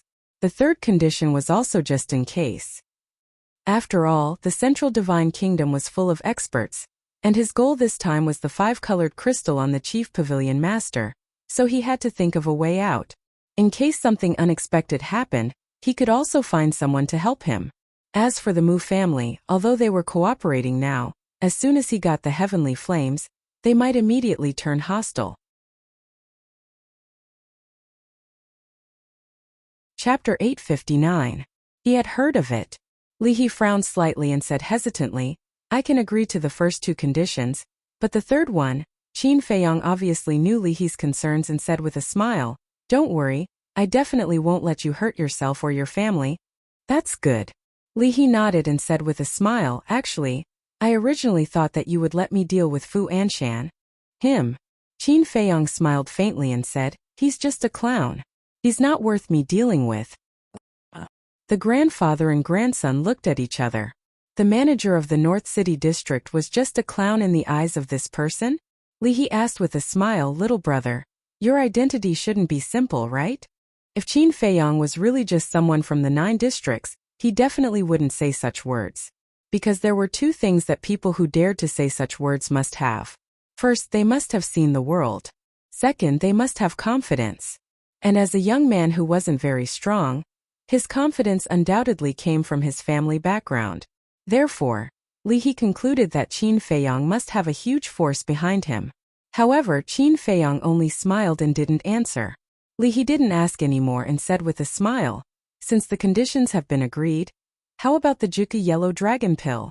There was a trace of excitement and nervousness in his tone. Qin Feiyang shook his head and smiled, took out a Juka Yellow Dragon Pill and handed it to Li He. Li He quickly grabbed it and looked at it as if he had found a treasure. He asked, Do you have more? Old senior, don't be greedy. Of course, I definitely have more than 1 or 2 on me, but there's a saying that the rarer something is, the more valuable it is. Qin Feiyang said with a smile. Yes, yes, yes. Li He nodded repeatedly. I plan to only auction 1 pill a month. As for the commission, you can do it according to the rules. If we have a good cooperation, I promise you that I'll give you a big surprise later. Qin Feiyang said with a smile. Whether it was the treasure pavilion of the Great Qin Empire or the trading pavilion here, there would be a commission for helping people auction things. Big surprise. Li He's eyes lit up, and he couldn't help but look forward to it. Suddenly, Li Yin asked suspiciously, Don't you have a few companions? Where are they? They are waiting for me at the restaurant next to your trading pavilion. Oh right, there's one more thing I have to say. You can't mention our cooperation to Qin Day. Qin Feiyang said seriously. Li He asked, Who is Qin Day? Qin Feiyang waved his hand as his battle chi surged and rapidly condensed into Mu Qing's current look. The grandfather and grandson looked at each other, their eyes full of suspicion. Weren't these 2 companions? Why did he have to hide it from her? Some things are not as simple as what you see. Anyway, I'm not the only one who needs to be on guard against this person, Qin Feiyang said in a deep voice. He had entered the trading pavilion alone to look for Li He. In fact, he had purposely sent Mu Qing away. Yes. Li He nodded and asked, What about the other 2? The people he was referring to were Fatso and Yen Wei. Qin Feiyang smiled and said, They have nothing to do with me. They are all my trusted aides. If I have anything to do in the future, I will let them do it. Okay. Li He nodded again. Qin Feiyang seemed to have thought of something and said, By the way, please prepare 5 image crystals for me. I want them now. No problem. Li He looked at Li Yan and said with a smile, Go and prepare them for little brother immediately. Okay. Li Yan glanced at Qin Feiyang, then turned and walked out quickly. Little brother, please sit down. Li He then asked Qin Feiyang to sit down and personally pour tea for Qin Feiyang. May I ask, little brother, where are you going next? If you have nowhere to go, you can stay in my trading pavilion. I believe that with little brother's talent, you will definitely be able to show off your skills in my trading pavilion. Li He asked with a smile as he filled the tea. Qin Feiyang was stunned and shook his head with a smile. Thank you for your kindness, senior, but I have to go to the Pill Pagoda. Go to the Pill Pagoda? Li He was slightly stunned. He put down the teapot and said, Did little brother refine the 9-chew yellow dragon elixir personally? Yes. Qin Feiyang nodded. 5 elixir patterns. Little brother's alchemy talent is extraordinary. But I don't understand. With little brother's ability, it seems that you can't learn anything in the Pill Pagoda. Is it for the elixir recipe? If it is really for the elixir recipe, my trading pavilion can also provide it, and it will be provided free of charge, Li He said. Qin Feiyang was stunned. This condition was extremely tempting, because elixir recipes were very important to alchemists. There were even some people who risked their lives for a single pill formula, not hesitating to give up their lives. So, if it were other alchemists, they would definitely be tempted by Li He's condition.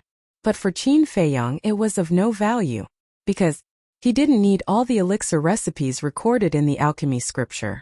Of course, he couldn't directly say that he didn't like their elixir recipes. He tactfully refused. I'm really sorry. Senior, I can only accept your kindness. You little brat. Li He shook his head and smiled helplessly. Well, to each his own. I won't force you. Creak. This time, the door opened. Li Yan grabbed a Qianquan bag and walked in quickly. It's all inside. After closing the door, Li Yan threw the Qianquan bag to Qin Feiyang. She didn't look good from beginning to end. This woman is really narrow-minded. Qin Feiyang sighed helplessly. Without checking the Qianquan bag, he got up and looked at Li He. He cupped his hands and said, It's getting late. I'll take my leave first. You're leaving now? Li He was stunned and hurriedly said, I still want to have a few drinks with little brother. Qin Feiyang smiled and said, There will be plenty of time in the future. There will be opportunities in the future. Well, then I won't see you off. Li He nodded and smiled, but his smile was a little bitter. Although he wasn't a big shot in the Central Divine Kingdom, with his identity as the manager of the trading pavilion, there were definitely many people who wanted to invite him to dinner and drink. There was even a long line. However, he didn't expect that he would be rejected when he took the initiative to invite him. This little guy really couldn't be treated with ordinary eyes. After Qin Feiyang left, Li He let out a long breath, looked at Li Yan and asked with a smile, Yan'er, what do you think of this person? He's very mysterious, very rude, and very cunning. Li Yan snorted coldly. You grandpa doesn't know what to say about you. Grandpa admits that at first he was indeed very rude, but later you saw that he was very polite. But there's one thing you're right about. He is indeed a cunning little fox. There are many geniuses in the Divine City, but this man is the only one I can't see through. I can even predict that in the near future, his reputation and prestige will directly affect the situation of the Central Divine Kingdom. Li He's eyes flashed. Affect the situation of the Central Divine Kingdom? Grandpa, are you exaggerating? Just by him? Li Yan said disdainfully. Yes, just by him. Li He nodded. Li Yan's eyes were full of surprise. This was the first time she saw her grandpa praise someone so much. She asked, Then where is he going now? The Pill Pagoda.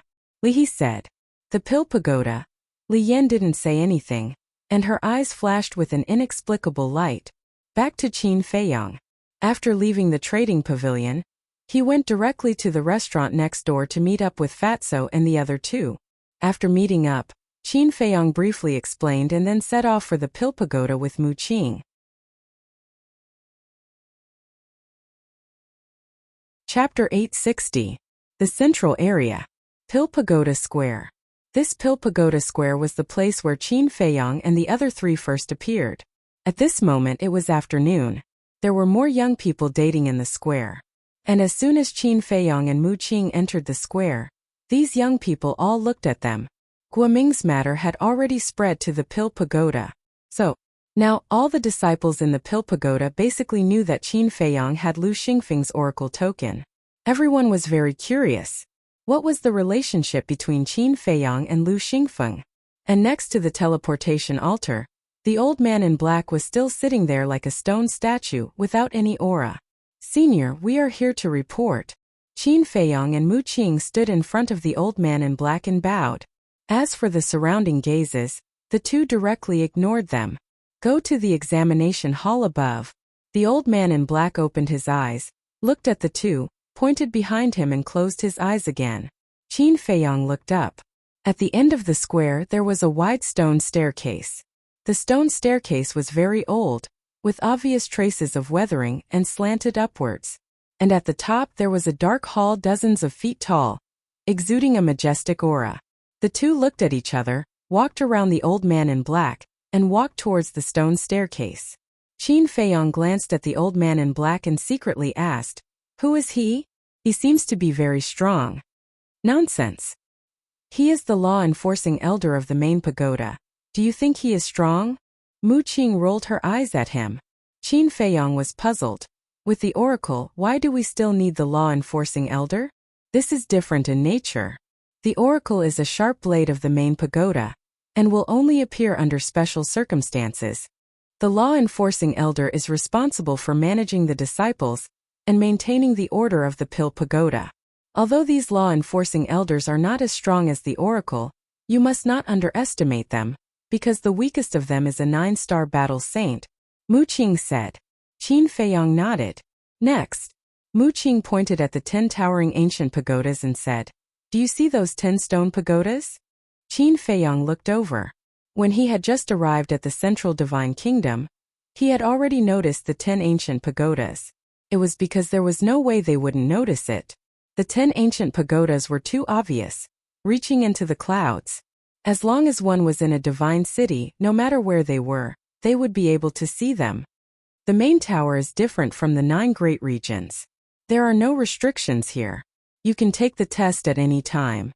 Furthermore, the main tower will not only nurture alchemists, but also accept pure martial artists. That's why there are so many disciples here. As for those 10 stone towers, they were specially prepared for alchemists. They are the first pagoda, second pagoda, third pagoda, and even the 10th pagoda. Mu Qing explained secretly. 10 ancient pagodas. How many disciples are there? Qin Feiyong was shocked. With the 10 ancient pagodas added together, a conservative estimate would be at least 500,000 to 600,000. And these 10 pagodas are each managed by a pagoda master. These pagoda masters are called the first pagoda master and second pagoda master. However, the person in charge is usually the law-enforcing elder. Mu Qing said. Qin Feiyong nodded and asked, "Then where do the pure martial artists cultivate?" "They are a little further inside. And the place where they cultivate is not a stone pagoda, but a mountain range called the Martial Artists Mountain Range. The Martial Artists Mountain Range covers an area larger than these 10 stone pagodas. There are a total of 10 giant peaks and they are managed by the 10 peak masters. Now after passing the test we can go and take a look, because I have never been there before. I only heard about it from second grandpa," Mu Qing said with a smile.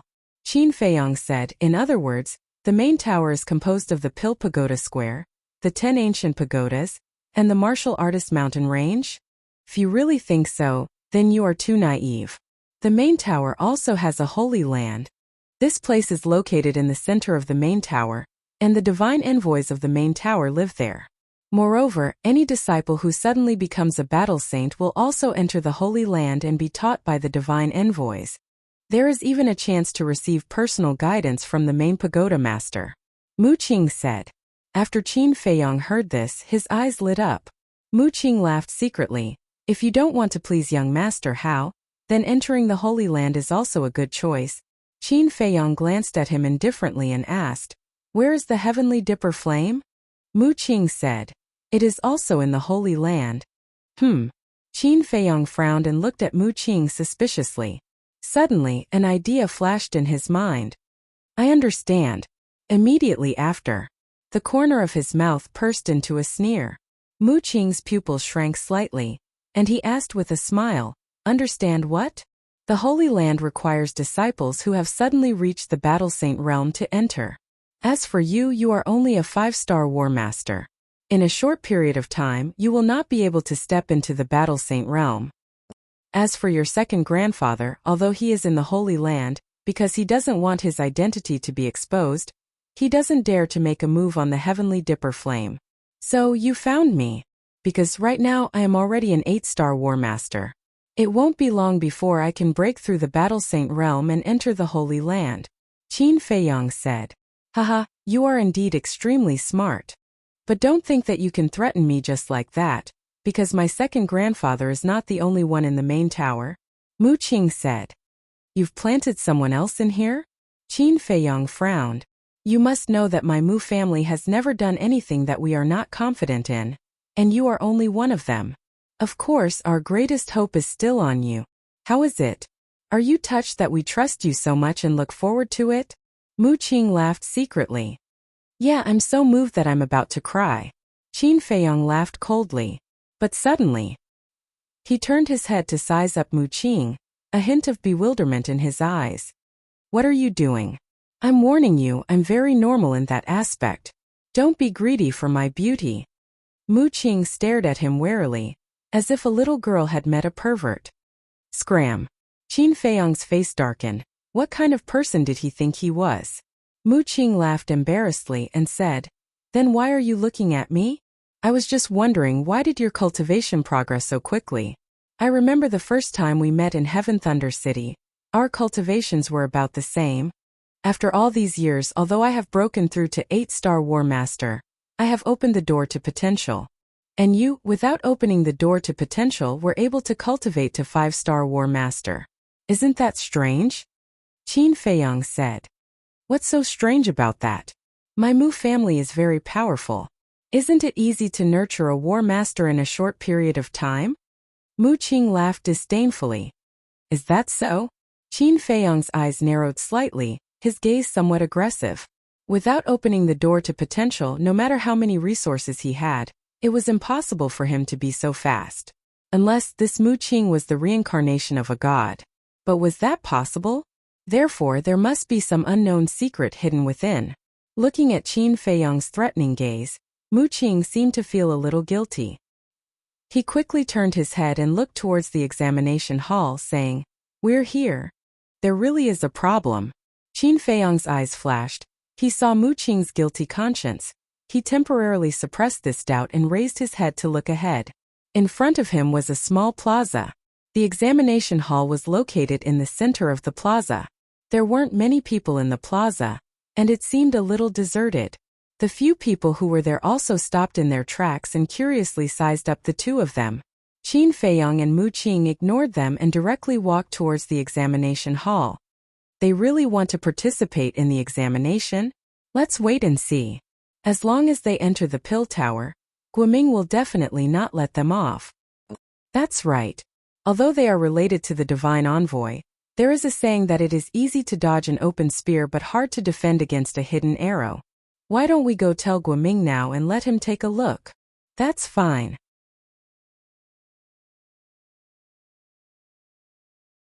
Chapter 861. At the same time, in the main hall, Qin Feiyang and Mu Qing stood in front of an old man. The old man was stooped and had white hair.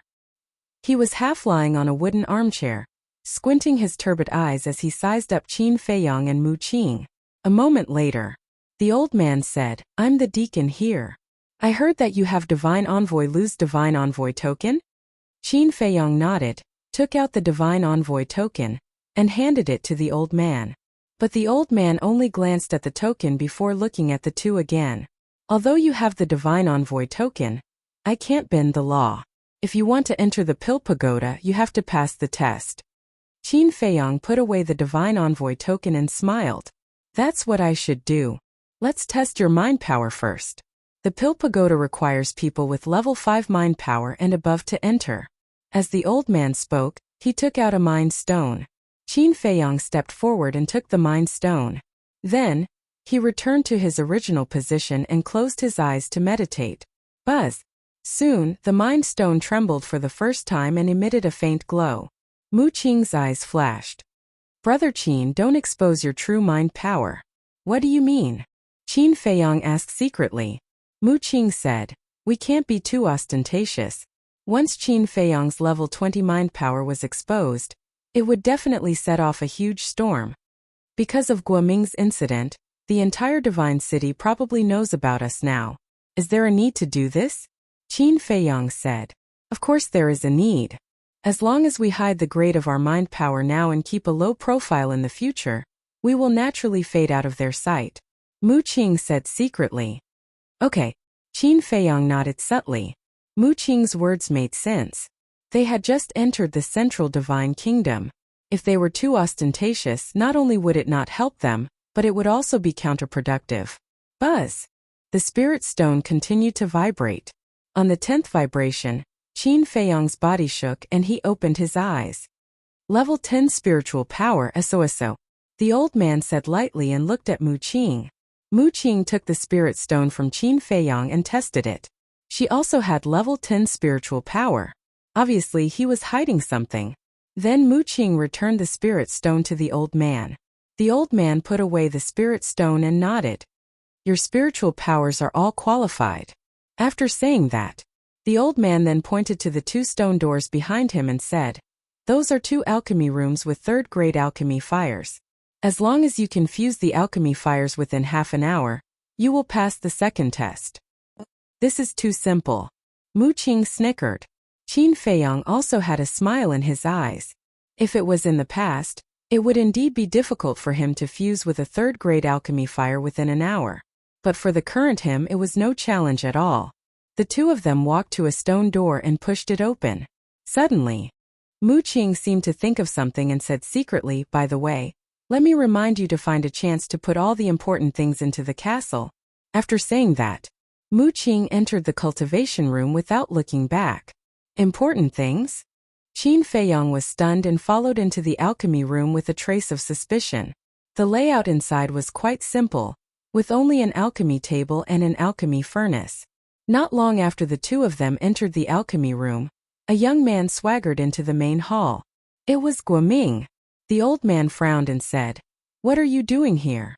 The stone door was not closed. Qin Feiyang and Mu Qing also noticed Guoming. I got to know them after a fight. They came to participate in the assessment. Of course I have to cheer for them. Elder Wu, will I disturb you? Guoming smiled. As long as you don't mess around, whatever. Elder Wu said indifferently. Then, he moved his armchair and turned around to keep an eye on Qin Feiyang and Elder Wu. Cheer for them? Qin Feiyang and Mu Qing both pursed their lips into a sneer, but ignored Guoming. A wisp of mental force emerged and pounced on the alchemy fire. But when fusing, they deliberately slowed down. Guoming did not say anything and quietly looked at the 2 of them. As time passed, suddenly, Guoming's eyes flashed with a cold light, and he sent a sound transmission. Elder Wu, I have something to discuss with you. Elder Wu raised his eyebrows and asked secretly, what is it? Guoming said a few words in secret. After Elder Wu heard this, he secretly said, this is not appropriate, right? If this matter is exposed and the higher-ups investigate, it will be difficult for me to shirk the responsibility. Don't worry about that. As long as you can trick them, I guarantee that they will never return. And as long as there is no evidence, even if Lu Xingfeng comes in person, he won't dare to do anything to you. Guoming sent a sound transmission, full of confidence. This? Elder Wu hesitated for a moment, and finally said, all right, take it as repaying the favor of your scorpion tribe. Thank you, Elder Wu. Guoming secretly thanked him, then looked at Qin Feiyang and Mu Qing, and said with a smile, I'll go prepare a celebratory banquet for the 2 of you. The 2 of you have to work hard. Don't let me prepare for nothing. With that, Guoming turned around and left. Sigh. Favors are all debts. After Guoming left, Elder Wu secretly let out a long sigh, filled with helplessness. After observing Qin Feiyang and Mu Qing for a moment, he simply closed his eyes, looking slightly haggard. Time flew by. Half an hour passed by quickly. Qin Feiyang and Mu Qing walked out of the alchemy room at almost the same time. Exactly an hour. Congratulations on passing the second round of the examination. Next is the third round. Elder Wu also opened his eyes. This third round is a bit dangerous, you have to be careful. You need to go to the mountains outside the city within 3 days, and find 100 types of precious medicinal herbs. The total value of these medicinal herbs must exceed 10 million gold coins. Elder Wu said. 10 million gold coins for 100 herbs is not difficult. Qin Feiyang muttered. But before you leave, you have to give me your Qingquan bag and image crystal. After all, young people nowadays like to play tricks. Elder Wu laughed. This? Qin Feiyang hesitated and secretly asked Mu Qing. Is there such a rule in the main tower examination? Yes. Taking away the Qingquan bag is to prevent the examinees from using the medicinal herbs in their Qingquan bag to make up the numbers. And taking away the image crystal is also to prevent the examinees from asking for help from their relatives and friends. This is the reason why I asked you to put the important things in the castle just now. Of course, the Pill Pagoda also has a written rule that the managing elders are not allowed to privately check anyone's Qingquan bag, let alone take a single cent. Mu Qing transmitted her voice.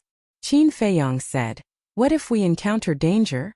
I heard from my second grandpa that the elder in charge of the examination will give us a jade slip. If we really encounter a life and death crisis, we can crush the jade slip. At that time, the managing elder will personally come to rescue us. But crushing the jade slip means that we have failed the examination. Mu Qing secretly explained. I see. Qin Feiyang muttered. Mu Qing secretly said, did you put those important things in the castle? Yes. Qin Feiyang said. Previously, when Elder Wu had closed his eyes to recuperate, he had found an opportunity to send Song Shui, the ribs, the elixirs, and anything else that he felt was valuable to the ancient castle. Now, there were only some ordinary medicinal herbs, gold coins, and some daily necessities left in the Qingquan bag. That's good. Mu Qing secretly said. The two of them handed over their Qingquan bag and image crystal one after another. After keeping their Qingquan bag and image crystal, Elder Wu took out an empty Qingquan bag and handed it to the two of them. There is a teleportation gate in this Qingquan bag. Once you find enough medicinal herbs, use this gate to teleport back. Also, on account of Divine Envoy Lu Xingfeng, I'll point you in the right direction. Go to Tornado Cloud Mountain Range. There are medicinal herbs everywhere. I estimate that you'll be able to complete the mission in less than half a day. However, there are many saint beasts in Tornado Cloud Mountain Range. You have to be careful. Elder Wu reminded and handed a jade slip to the two of them. The jade slip was the size of a baby's palm. It was pure white and there was a flame symbol on it. Thank you, Elder. The two of them received the jade slip and cupped their fists to express their gratitude. Good luck. Elder Wu smiled and opened a teleportation gate with a wave of his hand. Qin Feiyang and Mu Qing took a deep breath and strode in. Don't blame me. I didn't want this to happen either. Looking at the teleportation gate that disappeared, Elder Wu muttered to himself. Although he felt guilty, there was a hint of relief in his eyes. He had finally repaid this debt of gratitude. In the sky above a mountain range, Qin Feiyang and Mu Qing appeared out of thin air. The moment they appeared, the two of them stood back to back and scanned the area below with vigilance. The mountain range was vast and boundless. Strange peaks and lofty ridges stood tall and majestic. A torrential river was like a horned dragon, winding and twisting as it extended to the end of the world. And in the mountain stream, ancient trees towered into the sky. Terrifying beasts' auras enveloped the entire area. Two of the ferocious auras had reached the level of saint beasts. However, these two saint beasts' auras were still a little far from their current location, so they could not consider them for the time being. As for the nearby beasts, they were basically only at the War Master level. Some of them were even at the War Emperor level. Seeing the situation clearly, the two of them heaved a sigh of relief. Qin Feiyang put the white jade slip into his bosom and said, "Let's split up and look for it. If anything happens, just shout." Don't. I'm only a 5-star War Master. It's too risky to split up. Let's go together. Mu Qing hurriedly said. Not interested. Qin Feiyang replied expressionlessly, then rushed towards the mountain stream below. I don't care. I'm going to follow you anyway, Mu Qing said and chased after Qin Feiyang. Yin Wei was currently in Qin Feiyang's ancient castle, so following Qin Feiyang was the best choice. Shua. The two of them landed on top of a valley one after another. Qin Feiyang scanned the valley, and his brows gradually furrowed. What's going on? Didn't Elder Wu say that this place is filled with medicinal herbs? But why can't I see a single one? Mu Qing also frowned. Of course you can't see it because there are no medicinal herbs here. But before he finished speaking, a cold and stern voice sounded. Following closely, a terrifying pressure rushed out from the valley like a volcanic eruption, instantly imprisoning Qin Feiyang and Mu Qing. Who is it? The two of them shouted coldly. Whiz! Accompanied by two piercing sounds, an old man and a young man flew out from the valley and stood in the air opposite the two of them. It's you. Seeing the two of them, Qin Feiyang and Mu Qing's faces immediately darkened.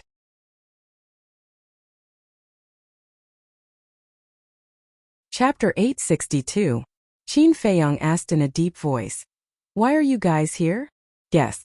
Guoming laughed in ridicule. Qin Feiyang thought for a moment, then said in shock and anger, It's Elder Wu. Haha. Guoming laughed out loud and said, That's right, it was Elder Wu who deliberately tricked you guys here. That's impossible. Elder Wu is the deacon elder of the Pill Pagoda. He would never collude with you guys. Mu Qing shook his head. Yes. According to his original intention, it's impossible for him to help us. But there's no other way. He owes my scorpion tribe a favor. Guoming said. The high priest said. Ming-er, don't talk nonsense with them, quickly kill them. There's no rush. I have to make them pay for the humiliation they gave me in the divine city. You have to restrain them well. Don't let them escape. Guoming laughed sinisterly, his eyes shining with a cold light. You can rest assured about that. This old man is a war king after all. It's simply a dream for them to break free from my restraints. The high priest chuckled. Haha, you guys didn't expect that you would fall into my hands so easily. How do you want to die? Tell me, and I'll definitely fulfill your wish.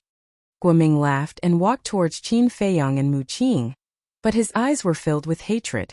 Mu Qing looked at Guoming gloomily and cursed in his heart. This damned Elder Wu, I thought he was a good person, but I didn't expect him to harm us. Qin Feiyang sighed. This is what it means to know what's in a person's heart. At this moment, Guoming landed in front of the two of them and grinned. Without the image crystal, you can't ask for help. Are you in despair? Mu Qing said in a deep voice. You're playing with fire? Playing with fire? Guoming laughed, but his gaze turned cold as he slapped Mu Qing's face. A crisp sound of a slap rang out. A striking palm print also appeared on Mu Qing's face, and half of his face was even swollen. He was mad with hatred. The dignified young lord of the Mu Jia was slapped in public? What a great humiliation. I'm telling you, you better release me immediately and kneel down to apologize. Otherwise, your Scorpio tribe will soon meet its end. Mu Qing enunciated each word clearly, her eyes flashing with killing intent. Apocalypse? Guoming seemed to have heard the funniest joke in the world. He couldn't help but raise his head and laugh wildly. The high priest's face was also filled with mockery. Mu Qing gritted her teeth and said, Don't regret it. I'm fine. Even if we regret it, we will make you suffer a fate worse than death before we regret it. Guoming waved his hand, took out a dagger, and directly stabbed Mu Qing's lower abdomen. Ah! Mu Qing immediately let out a blood-curdling scream as her face contorted. Isn't it great? The fun part is yet to come. Guoming smiled sinisterly and stabbed Qin Feiyang's lower abdomen again. Blood splattered everywhere. But Qin Feiyang didn't even frown. He just looked at Guoming silently. Look at you guys. How dare you go against me? Do you think you're so great because you have the Oracle token? Let me tell you, brains are the only weapon to win these days. Idiots like you, I have 10,000 ways to torture you to death. After Guoming finished speaking, he stabbed their lower abdomens again. Blood gushed out. You've really pissed me off. I swear, everyone in your Scorpio tribe will die miserably because of your stupid behavior. Mu Qing's face twisted. Except for Zhuge Mingyang, he had never wanted to kill anyone like this. No, He wanted to slaughter an entire tribe. And Zhuge Mingyang was also on his must-kill list. Because his sister Mu Shui-er had died miserably in the hands of Zhuge Mingyang. You still dare to be arrogant? Guoming was stunned. Cold light flashed in his eyes. He grabbed the dagger and stabbed Mu Qing in the chest. The shattering of her heart caused Mu Qing to howl in agony. Blood spurted out like a fountain. Try again. Guoming laughed. Some blood splashed on his face, making him look particularly ferocious. Mu Qing shouted secretly, Qin Feiyang, think of a way or we'll all die here. Even if I open the gate of potential, I can't break free from the pressure of a combat emperor. What can I do? Qin Feiyang said helplessly. Don't we still have Chang Shui and the castle? Back at the Black Dragon Glacier, they could even suppress the heart of the demon dragon and the eye of the demon dragon, let alone this emperor's aura. Ask them to come out and help us. Mu Qing said angrily. They were still hiding it. That was enough. Qin Feiyang smiled bitterly. Chang Shui and the castle did have the ability to help them, but they had to listen to his orders. Not arrogant anymore. Not angry anymore. And here I was wondering how tough your bones were. So that's all there is to it. Fine, I won't torture you. I'll let you die a quick death. Remember to keep a low profile in your next life. There are some people you can't afford to offend. Guoming laughed. Murderous intent flashed in his eyes. He suddenly raised his arm and swung it at the two's heads. The dagger in his hand flashed with a shocking light. I didn't expect to die in the hands of such a person. How sad. Mu Qing sighed deeply. But Qin Feiyang didn't give up. Because he didn't believe that Chang Shui and the castle would leave him in the lurch. Go to hell. Guoming roared. The dagger was about to pierce Qin Feiyang's head. Boom! A terrifying aura suddenly spread between heaven and earth. But it didn't come from Chang Shui or the castle. The aura was erratic and it was impossible to pinpoint the correct direction. The high priest and Guoming were shocked. They quickly scanned their surroundings. Qin Feiyang and the other man were also bewildered. There was actually another expert hiding here. The high priest shouted, Ming'er, the situation has changed. Get rid of them quickly. Guoming shuddered. He quickly grabbed the dagger and slashed at Qin Feiyang and Mu Qing's necks. Boom! At the same time, an invisible force rose from somewhere in the mountain stream and rushed toward the high priest like a huge wave. Get lost! The high priest shouted angrily. He waved his hand, and a battle chi cut through the sky and collided with the invisible force. For a moment, mountains and rivers shattered, and the void distorted. Giant mountains collapsed one after another. The rumbling was like thunder, deafening. Puff! The high priest spat out a mouthful of blood. His old face quickly turned pale, and he was blasted away. The high priest was severely injured. The emperor's aura that imprisoned Qin Feiyang and Mu Qing also disappeared in an instant. The two fell down powerlessly. Damn it! Guoming was flustered and exasperated. He chased after them like lightning. Boom! But at the same time, that invisible force surged. Guoming's body trembled, and accompanied by a scream, he smashed into a giant mountain in the distance like a meteorite. With a loud bang, the giant mountain that was more than 10,000 feet tall collapsed in an instant. Huge rocks rolled down and buried him. Ming'er. Seeing this, the high priest's expression changed drastically. After stabilizing his body, he ignored Qin Feiyang and Mu Qing and hurriedly flew over. At the same time, that invisible force also swept up Qin Feiyang and Mu Qing and disappeared at the end of the world. Ming'er, how are you? A moment later, the high priest finally found Guoming. However, at this moment Guoming's eyes were closed. It was unknown whether he was dead or alive. His body was broken and dripping with blood. He can't die. The high priest was extremely anxious. He reached out and pressed on Guoming's neck. His eyes immediately lit up. There was a pulse.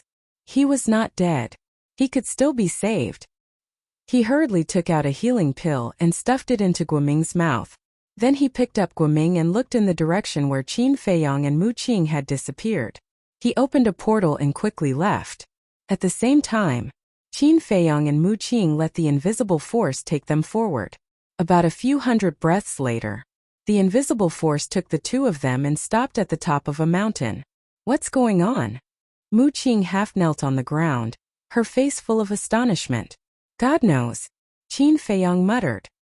He endured the severe pain and stood up. He glanced around and said loudly, Senior, thank you for saving our lives. However, no one answered. That invisible force also quietly retreated. Mu Qing also got up and shouted, Senior, you saved us. We must thank you properly. Please come out.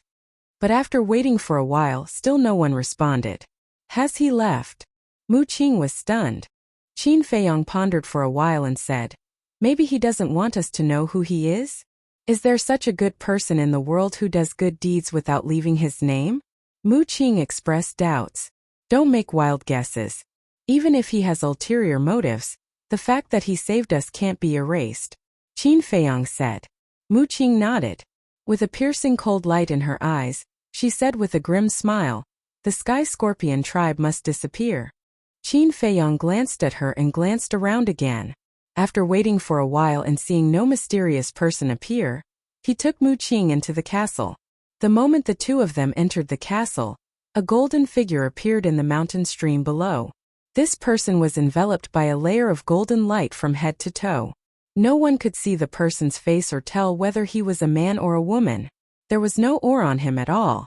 But he seemed to be integrated with the void with an ethereal aura. If one didn't see him with their own eyes, even if he was standing behind them, they would never notice him. The mysterious person looked at the top of the mountain where Qin Feiyang and Mu Qing disappeared. She didn't say a word from beginning to end. A short while passed.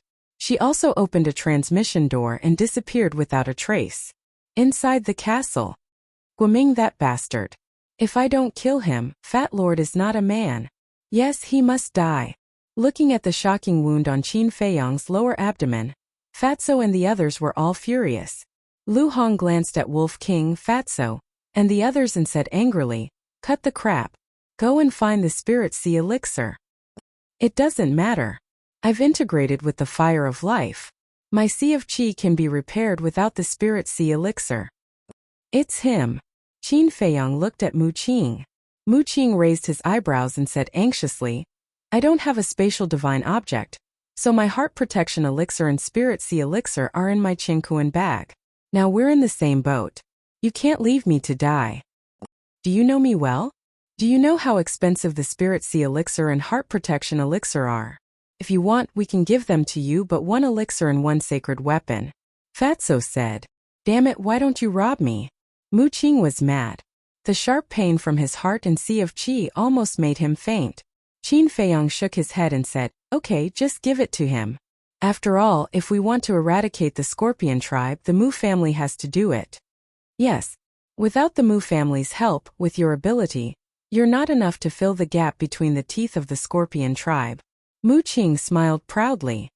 You're so cocky.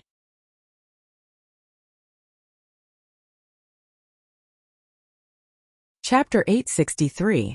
Mu Qing grabbed the Spirit Sea elixir and heart protection elixir, and stuffed them into her mouth. She then crossed her legs and closed her eyes to recuperate. You guys continue to cultivate too.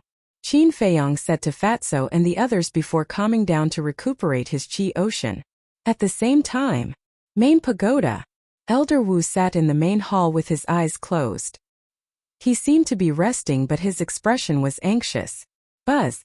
Suddenly, the image crystal in his arms buzzed and vibrated. He hurriedly took it out and channeled his battle Qi into it, causing a figure to appear. It was none other than the High Priest of the Sky Scorpion tribe. At this moment, the High Priest's old face was extremely dark. Seeing that, Elder Wu's heart skipped a beat. He waved his hand and the doors of the main hall closed quickly. He then looked at the High Priest and asked, why do you look so pale? Did something happen? Yes. They managed to escape. The High Priest nodded. What? Elder Wu suddenly stood up and said angrily, didn't we agree that as long as I deceived them, I would ensure that they would never return? Initially there was no problem. However, at the critical moment, a mysterious person suddenly appeared and saved them. Ming'er was also severely injured by that person. We don't know if he's dead or alive. The leader said that you have to find a way to get rid of them as soon as possible. The high priest said in a deep voice with undisguised killing intent. That's impossible. I deceived them. You guys didn't have the ability to make them stay. I've already repaid the favor I owe you guys. I won't help you anymore. Elder Wu shook his head. You won't help? You have to think carefully. They already know that you're our accomplice. When they return to the Pill Pagoda, they'll definitely expose you. When Lu Xingfeng finds out, do you think you'll be able to survive? Even if Lu Xingfeng doesn't pursue the matter, the upper echelons of the Pill Pagoda won't allow someone who harmed their disciples to continue staying in the Pill Pagoda. The high priest sneered. Elder Wu's face darkened. Right now we're on the same boat. If you help us, it's equivalent to helping yourself. I also promise you that as long as you can get rid of them, we won't owe each other anything from now on. The high priest said. Let me think. Elder Wu said weakly. He turned off the image crystal and sat on the armchair, looking extremely haggard. Time flew by. An hour passed. Inside the castle, Qin Feiyong was the first to open his eyes. Not only had his qi been repaired, but his injuries had also healed. Are you done? He looked at Mu Qing and asked. Mu Qing opened her eyes and stood up. It's about time. A cold light flashed in Qin Feiyong's eyes as he said, then let's go back. Mu Qing nodded as a strong murderous intent filled the space between his brows. Wait. But at this moment, Lu Hong opened her beautiful eyes and looked at the two of them. What is it? Qin Feiyong and the other man looked at her suspiciously. Lu Hong took out the image crystal and said with a smile, I have recorded your conversation with Guoming. What? Mu Qing was stunned. He looked at Lu Hong and said, Don't tell me you also recorded the conversation that was destroyed last time? Do you have a problem with that? Lu Hong asked. Mu Qing's mouth twitched violently. He turned to Qin Feiyong and said seriously, I like her. Can you give her to me? Qin Feiyong was stunned. Fatso and the others also opened their eyes and looked at Mu Qing in a daze. Ahem. Mu Qing coughed and said awkwardly, I think you have misunderstood. I like her attentiveness and I happen to lack a maid. Get lost. Before Mu Qing finished speaking, Qin Feiyong and the others shouted almost at the same time. Do you know Lu Hong's position in our hearts? Fat Lord, let me tell you, she is our little princess. How dare you say that you want her to be your maid? Are you looking for a beating? Fatso and Wolf King said. Their fierce eyes made Mu Qing a little scared. Hearing this, Lu Hong's eyes couldn't help but heat up. She really didn't expect that she had such a high position in everyone's hearts. Little princess, what an honor. Qin Feiyong also glanced at Mu Qing and said lightly, watch your words in the future. Don't get beaten up without knowing the reason. Ha! Mu Qing scratched his head and laughed dryly. Asking for a beating? I can't control the primitive force in my body. Hurry up and take him out. Wolf King waved his claws and said impatiently. Qin Feiyong rolled his eyes and looked at Lu Hong with a smile. Well done. Now we don't have to be afraid of Elder Wu's sophistry. After saying that, Qin Feiyong waved his hand and left the ancient castle with Mu Qing. Then, he took out the Qianquan bag that Elder Wu gave them and took out the only portal. Clang! Battle chi surged and the portal quickly opened. The two of them stepped in one after another. The next moment, the two of them landed in the main hall.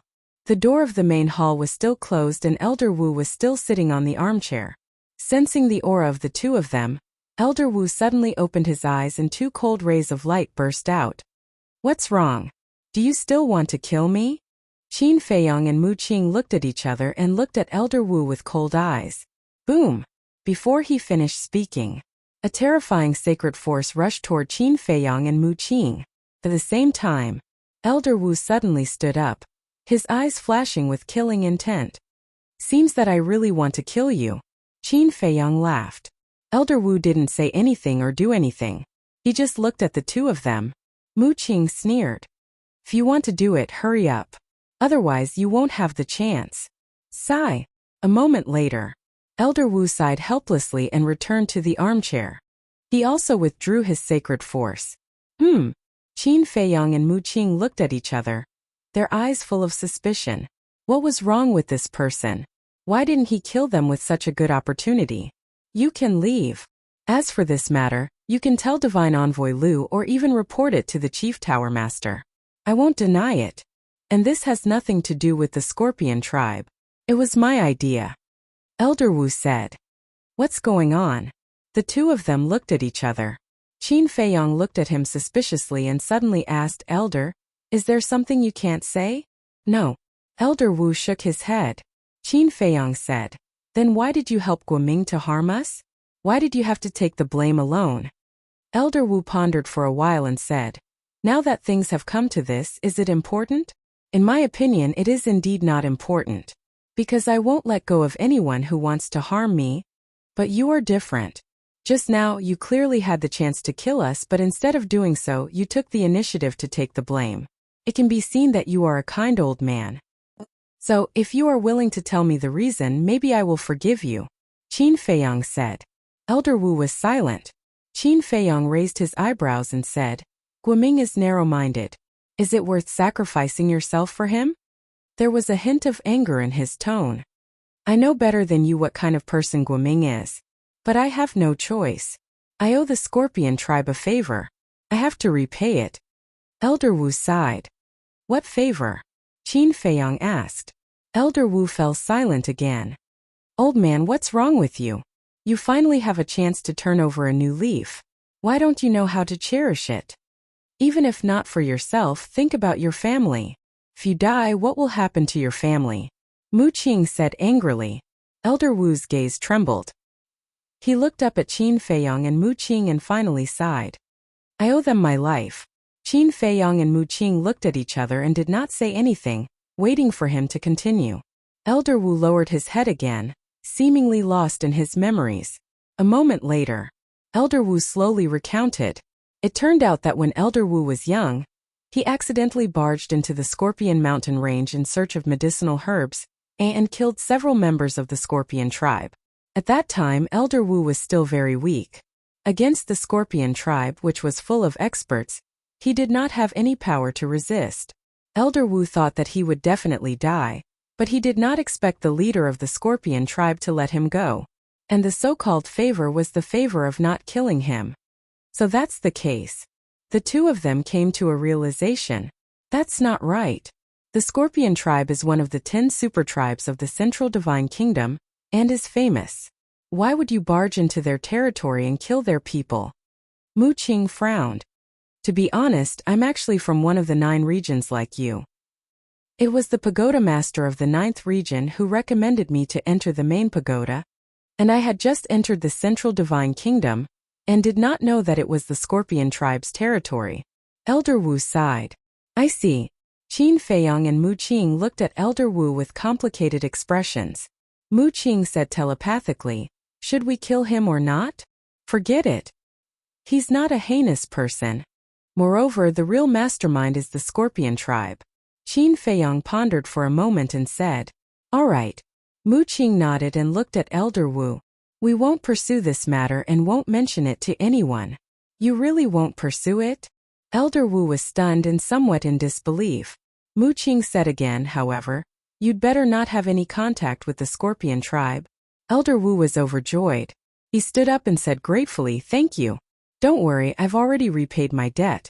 I won't bother with them anymore. That's good. Return the image crystal and cosmos bags to us. Mu Qing said. All right. Elder Wu took out their cosmos bags and image crystals and returned them to them. The two checked their cosmos bags and confirmed that nothing was missing. Mu Qing smiled faintly and said, what about our test? You must pass. Elder Wu laughed heartily and took out 2 tokens from his bosom, handing them over to the two of them. The tokens were the size of a baby's palm and were completely black. The front was blank and had a flame totem on it. Elder Wu said, engrave your names and you'll officially become disciples of the main pagoda. The two raised their arms at the same time and battle chi surged. They engraved their names on the front of the tokens. Here's your clothes. Elder Wu took out 2 more cosmos bags and handed them to Qin Feiyong and Mu Qing. Then he said, you can go to the first pagoda. As for the alchemy room, you'll have to find the disciplinary elder of the first pagoda to arrange it for you. Thank you. The two cupped their fists and thanked him. Then they turned and walked toward the door. Thank you. Elder Wu's grateful voice came from behind them.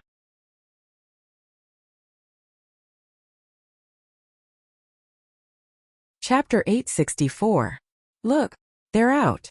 As soon as Qin Feiyong and Mu Qing walked out of the main hall, the disciples gathered in the distance began to discuss in low voices. They came out so quickly. It seems that they didn't pass the test. Are you blind? Didn't you see the identity tokens in their hands? You're right. That's too fast. They haven't even been in there for 2 hours. The group of people was in disbelief. Qin Feiyong raised his head and glanced at those people. Then he soared into the air and flew toward the 10 pill towers. He had already noticed these people who wanted to see the world in chaos before entering the main hall, but he was too lazy to pay attention to them. Mu Qing caught up with Qin Feiyong and said, I thought about it. It's too easy to let Elder Wu go just like that. Qin Feiyong said, don't be so narrow-minded. Sometimes if you're magnanimous you might be able to get unexpected gains. I don't see any gains. Mu Qing pursed his lips. Qin Feiyong said, does Elder Wu's friendship not count? I can guarantee that after this matter is over, he will definitely treat us very well. For example? Mu Qing said. Qin Feiyong thought for a moment and said, for example, if the Scorpion tribe wants to deal with us again, he will definitely inform us in advance. If they want to deal with us again, they don't have the chance anymore. Mu Qing sneered. Qin Feiyong was slightly stunned. He turned his head and looked at him in surprise.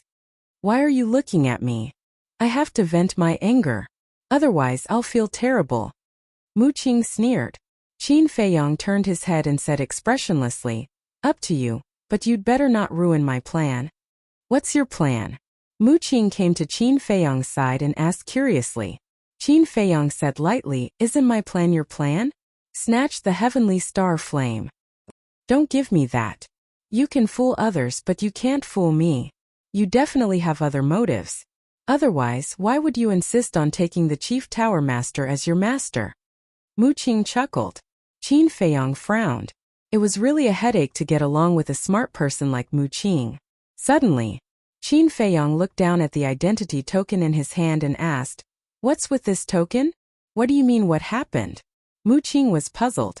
Qin Feiyong asked suspiciously, your second grandpa's identity medallion is reddish gold. Why are our identity medallions black? Of course the color of the token will be different as well. Mu Qing said. It was said that the disciples' medallions were all black. The Deacon Elder's token was white. The Law Enforcement Elder's token was red. The tokens of the 10 Tower Masters and 10 Peak Masters were purple in color. The token of the God Envoy was pure gold in color. But other than that, there was another exception in the main tower. This exception was the martial arts list and the elixir list. Only the most outstanding alchemists and martial artists could be on these two lists. As for the disciples on the list, the color of their tokens was also purple. In other words, the status of these disciples in the main tower was almost the same as that of the Law Enforcement Elder. I see. After Qin Feiyong heard this, he nodded in realization. The so-called martial arts list and elixir list were actually the same as the elixir list and martial god list of the Divine Hall. Junior brothers, please wait a moment. Suddenly, a clear voice sounded from behind the two of them. The two were slightly stunned. They stopped in the void and turned around to see a young man in white flying towards them. This person was tall and straight, with sword-like eyebrows and a faint smile on his face, giving people an inexplicable sense of familiarity. Are you calling us? Qin Feiyong asked. Yes. The young man in white nodded and smiled. He landed in front of Qin Feiyong and said, let me introduce myself. My name is Wu Yang, a disciple of the second tower. Nice to meet you, Wu Shixiang. Qin Feiyong and Mu Qing bowed politely. Junior brothers, you don't have to be so polite. May I ask which tower did Elder Wu assign you to? Wu Yang asked with a smile. Qin Feiyong looked suspicious and said truthfully, the first tower? I see. Then I sincerely invite you two to join our second tower. Wu Yang didn't talk nonsense and directly stated his purpose. He was a straightforward person. Qin Feiyong was a little surprised. He secretly asked Mu Qing, is there a difference between the first tower and the second tower? There is no difference between the 10 towers. It's the same no matter where you go.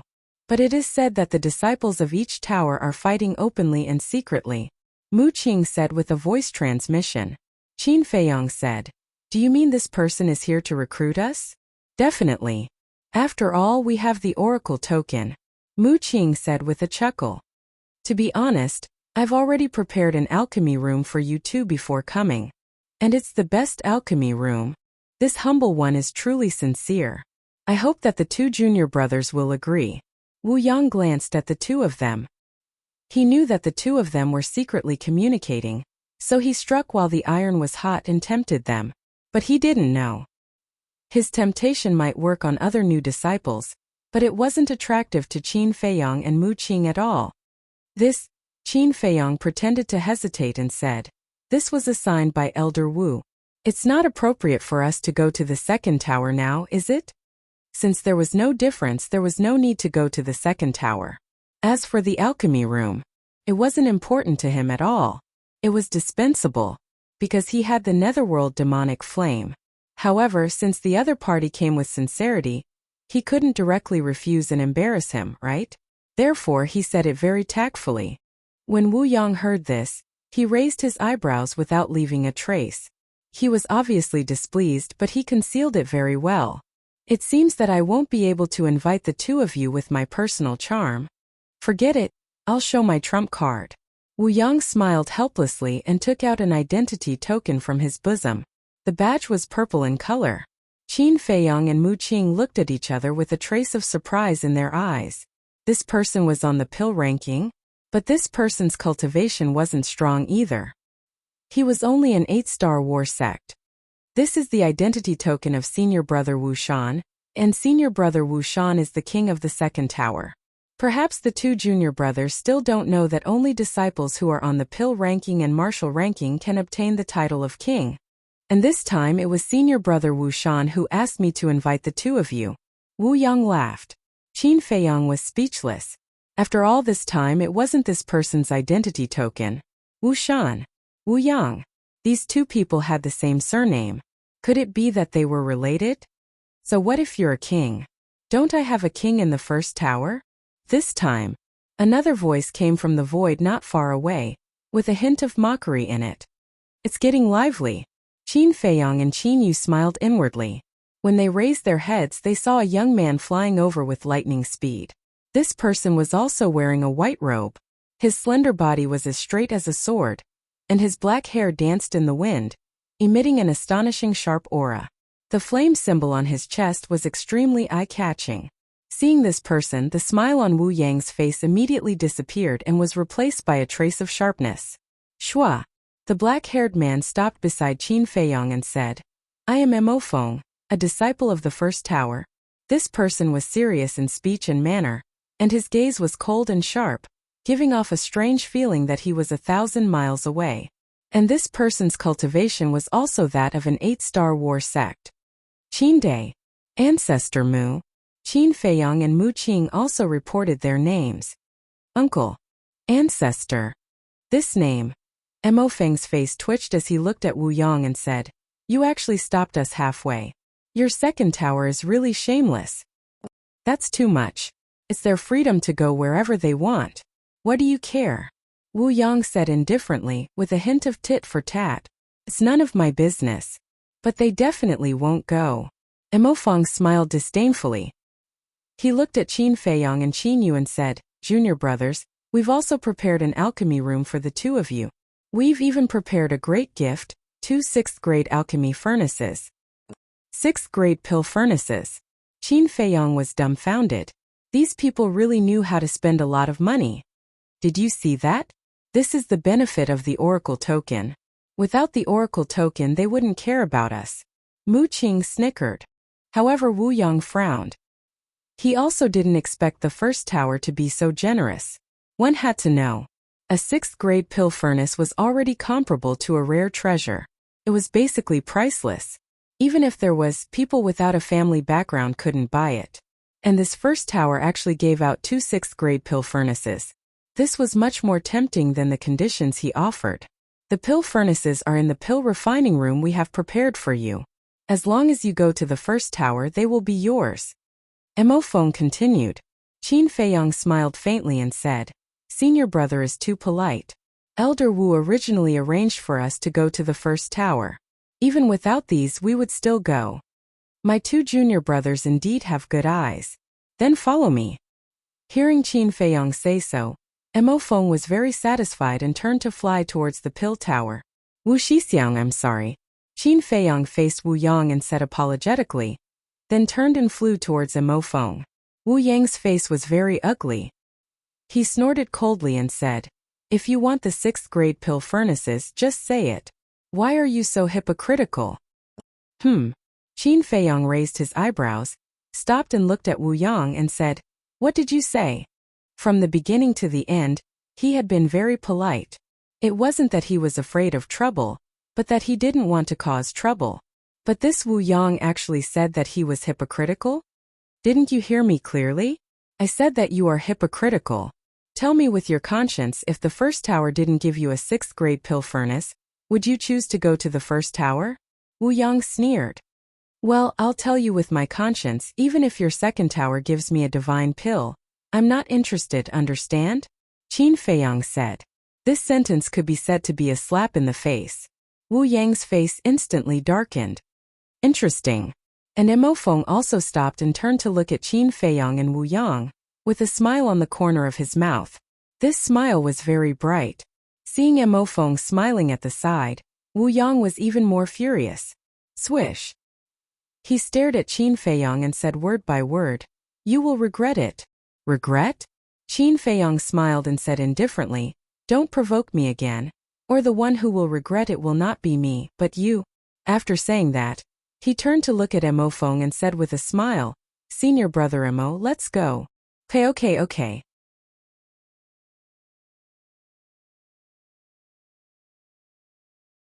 Chapter 865.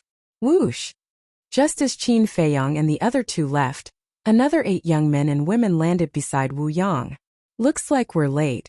First Pagoda has really picked up a big bargain this time. Looking at Qin Feiyang and Mu Qing's fading figures, the 8 of them had a look of pity. Suddenly, a woman in white looked at Wu Yang and asked, Didn't you arrive earlier than Mo Feng? Why didn't you intercept them successfully? Wu Yang glanced at the 8 of them and didn't say anything. With a gloomy face, he rushed towards Second Pagoda. Looking at his face, he must have been defeated. I wonder what kind of tempting conditions the people of First Pagoda offered.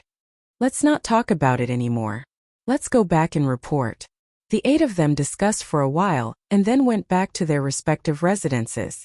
Back to Qin Feiyang and Mu Qing. Under Mo Feng's lead, the 2 of them stopped in the air above a large hall. The large hall was more than 10 meters high and had a total of 2 floors. It was dark and emitted an ancient aura. This is the law enforcement hall of our Pill Pagoda. The law enforcing elders who are in charge of our 10 Pill Pagoda live here. If you have any problems in the future, you can come here directly to find them.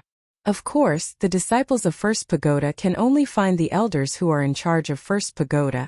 The law enforcing elder of First Pagoda is called Juduan.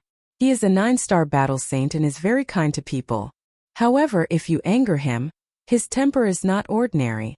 Mo Feng explained. Who doesn't have a temper? Qin Feiyang shook his head and smiled, remembering this name. Immediately, he raised his head and looked around. The 10 Pill Pagoda were built around the law enforcement hall. They towered high and emitted a majestic aura. Compared to these 10 Pill Pagoda, the law enforcement hall was like a speck of dust. Previously, when looking from afar, the 10 Pill Pagoda were gathered together and close to each other. Now that he looked closer, he realized that there was a long distance between each Pill Pagoda. According to Qin Feiyang's estimation, there was at least a distance of 5 to 6 miles. Beside each Pill Pagoda, there was a stone tablet erected. The stone tablets were about 10 meters tall, and there was a number engraved on each of them, on a scale of 1 to 10. In other words, the stone tablet with the word 1 carved on it was the first tower, and the stone tablet with the word 2 was the second tower. Let's go. Mo Feng waved his hand and brought the 2 of them, flying straight towards the first tower. Suddenly, Qin Feiyang asked suspiciously, Senior apprentice brother Emo. How did you know we were assigned to the first tower? Emo Feng said, because we are paying attention to you, including the people from the other 9 pagodas. Attention? Qin Feiyang was taken aback. You guys have caused such a huge ruckus in the North City. Even the high priest of the Scorpion tribe has come. It's hard for us not to know even if we want to. After that, I heard that you had entered the examination hall. I immediately sent people to the examination hall to pay attention to your movements. After I found out that you all had passed the test, I sent a message to Elder Wu. Only then did I find out that you all had been assigned to our first tower. I also anticipated that the people from the other 9 pagodas would definitely go and intercept you all. That's why I specially came to receive you all. Emo Feng said. I see. Qin Feiyang suddenly understood. Emo Feng continued, but to be honest, before I saw you guys, I still somewhat looked down on you guys. Why? Qin Feiyang and Mu Qing were taken aback and looked at him suspiciously. Because in my opinion, you guys relied on your relationship with Divine Envoy Lu Xingfeng to successfully enter the Pill Pagoda. But just now, when I saw your attitude towards Wu Yang, I realized that I had underestimated you guys. Emo Feng said. Qin Feiyang was stunned and smiled. Senior apprentice brother Emo is really a frank person. I don't like to keep my words to myself. If I have offended you in any way, please forgive me. Emo Feng said expressionlessly. Even his apology was so cold, which really made Qin Feiyang and Mu Qing feel a little helpless. Senior apprentice brother Emo is too serious. Actually, I like to associate with straightforward people like senior apprentice brother Emo. It's very relaxed, very comfortable, and there's no need to scheme. Qin Feiyang smiled faintly. A faint smile finally appeared on Emo Feng's face. This also meant that he agreed with Qin Feiyang's words. However, although you are confident, you still have to be careful of Wu Yang and Wu Shan in the future. Because these 2 people are from the Qilin tribe. Also, although Wu Yang looks like a gentleman on the surface, he is actually a sinister villain. This time you have offended him, so he will definitely find a chance to take revenge. Emo Feng warned again. Qilin tribe? Qin Feiyang and Mu Qing looked at each other. Enemies really meet on a narrow road. Qin Feiyang asked, Senior apprentice brother Emo, are there people from the top 10 tribes in the main pagoda? Yes. And they occupy all the spots on the martial roll and elixir roll. The king of our pagoda, senior apprentice brother Pei, is from the divine python tribe. Emo Feng said. Qin Feiyang nodded. Mu Qing asked, what about the sky scorpion tribe? There are many people in the sky scorpion tribe, but only 2 people are the most famous. One is Guoyun and the other is Guofeng. Guoyun is the king of the 3rd pagoda of the Pill Pagoda, and Guofeng is the king of the 3rd peak of the Warrior Mountain Range. Both of them have reached the peak of the 9-star Battle Master, and are only half a step away from the Battle Saint realm. And the reason why Guoming dares to be so arrogant is because he has the support of these 2 people. I know because of Guoming, you will definitely target the people of the Sky Scorpion tribe. But I have to advise you, it's best not to go. Although you have the Divine Envoy token, it's too easy for them to plot against you. And as long as you stay in the pagoda and don't cause trouble, senior apprentice brother Pei will always be your backer. Emo Feng warned. Plot. Qin Feiyang and Mu Qing sneered inwardly. Since you are so good at plotting against others, let's see who can out-scheme who. But on the surface, both of them nodded in agreement. After all, Emo Feng had good intentions. While talking, the 3 of them landed in front of the pagoda. The tall pagoda door was closed, and there were no disciples wandering around nearby. The disciples of our main pagoda are basically cultivating when they have nothing to do. Very few of them are wandering outside. And the key to open the pagoda door is our identity token. Emo Feng took out his identity token and poured his battle chi into it. A black light swept out and merged into the pagoda door. Boom! Immediately, the pagoda door opened quickly, and a wide corridor appeared in front of the 2 of them. On both sides of the corridor, there was a stone door every 3 meters. Behind the stone door was the alchemy room. Follow me. Emo Feng turned into a stream of light and rushed into the depths of the corridor. Qin Feiyang and Mu Qing followed closely behind. After the 3 of them left, the pagoda door closed automatically. A moment later, the 3 of them came to the center of the stone pagoda. In the center was a circular patio. Standing in the patio tribe, they could clearly see the top of the stone pagoda. Whoosh! Qin Feiyang and Mu Qing followed Mo Feng and flew directly to the top floor. Subsequently, Mo Feng led the two of them to the space between the two stone doors and said, "These two alchemy rooms are specially prepared for you." Qin Feiyang and Mu Qing raised their heads to look. On the stone door there was a number, namely 10 and 9. The two of them were quite surprised. They actually arranged such a front alchemy room for them? The divine invoice token was really useful. I'm in the third alchemy room. If there's anything you don't understand, feel free to look for me. In addition, we also have people from the Scorpion tribe in the first pagoda. Be careful. Mo Feng reminded them and turned to the other side. But he didn't go back to the third alchemy room, but to the first alchemy room. The owner of the first alchemy room should be the king of the first pagoda, Pei. Mu Qing muttered. Why? Want to snatch it? Qin Feiyang asked with a smile. Mu Qing's eyes were full of disdain. This time he entered the main pagoda to snatch the Tiangang flame. The alchemy room was not important at all. He glanced at the 9th and 10th alchemy rooms and asked, "Which one do you want?" "Whatever." Qin Feiyang shrugged his shoulders. Hearing that, Mu Qing directly walked into the 9th alchemy room. Qin Feiyang turned his head to look at Mo Feng. His eyes flashed and he also followed into the 10th alchemy room. This alchemy room was very large. It was estimated to be more than 100 feet. There was a separate lounge, an alchemy room, and a cultivation room. And it was very clean and tidy. Qin Feiyang looked around and entered the alchemy room. On the alchemy table, there was indeed an alchemy furnace made of green copper. A lifelike fire phoenix was engraved on the wall, emitting a dazzling light. He walked to the front of the alchemy furnace and curiously looked at it for a while. Then he cut his finger and dripped blood to bind it. That moment, a piece of information flowed into his mind. 6th grade alchemy furnace, fire phoenix furnace. Not bad. Looking at the fire phoenix furnace, Qin Feiyang's face was full of smiles. No matter what the other party's reason was, he would accept this alchemy furnace. And last time in Tianqian City, when he snatched the Tianqian flame, he also took Wu Yang's alchemy furnace.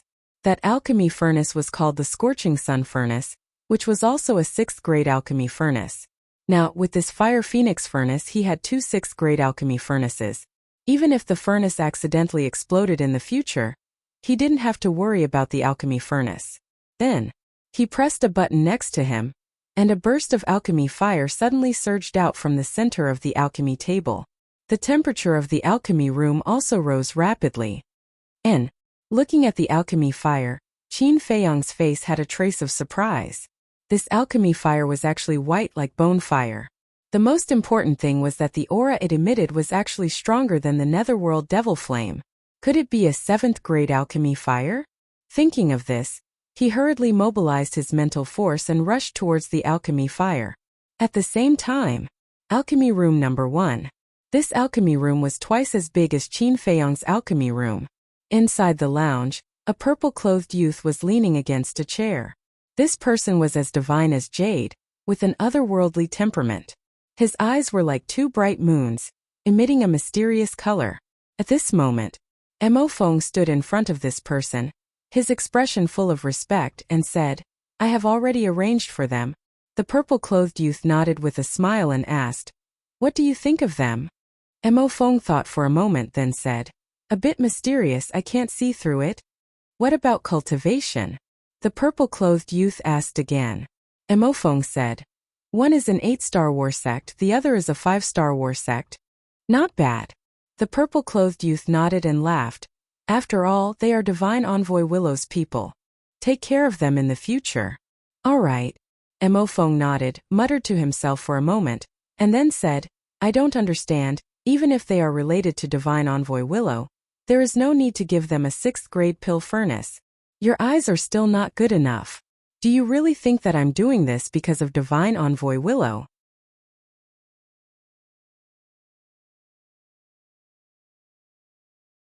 Chapter 866.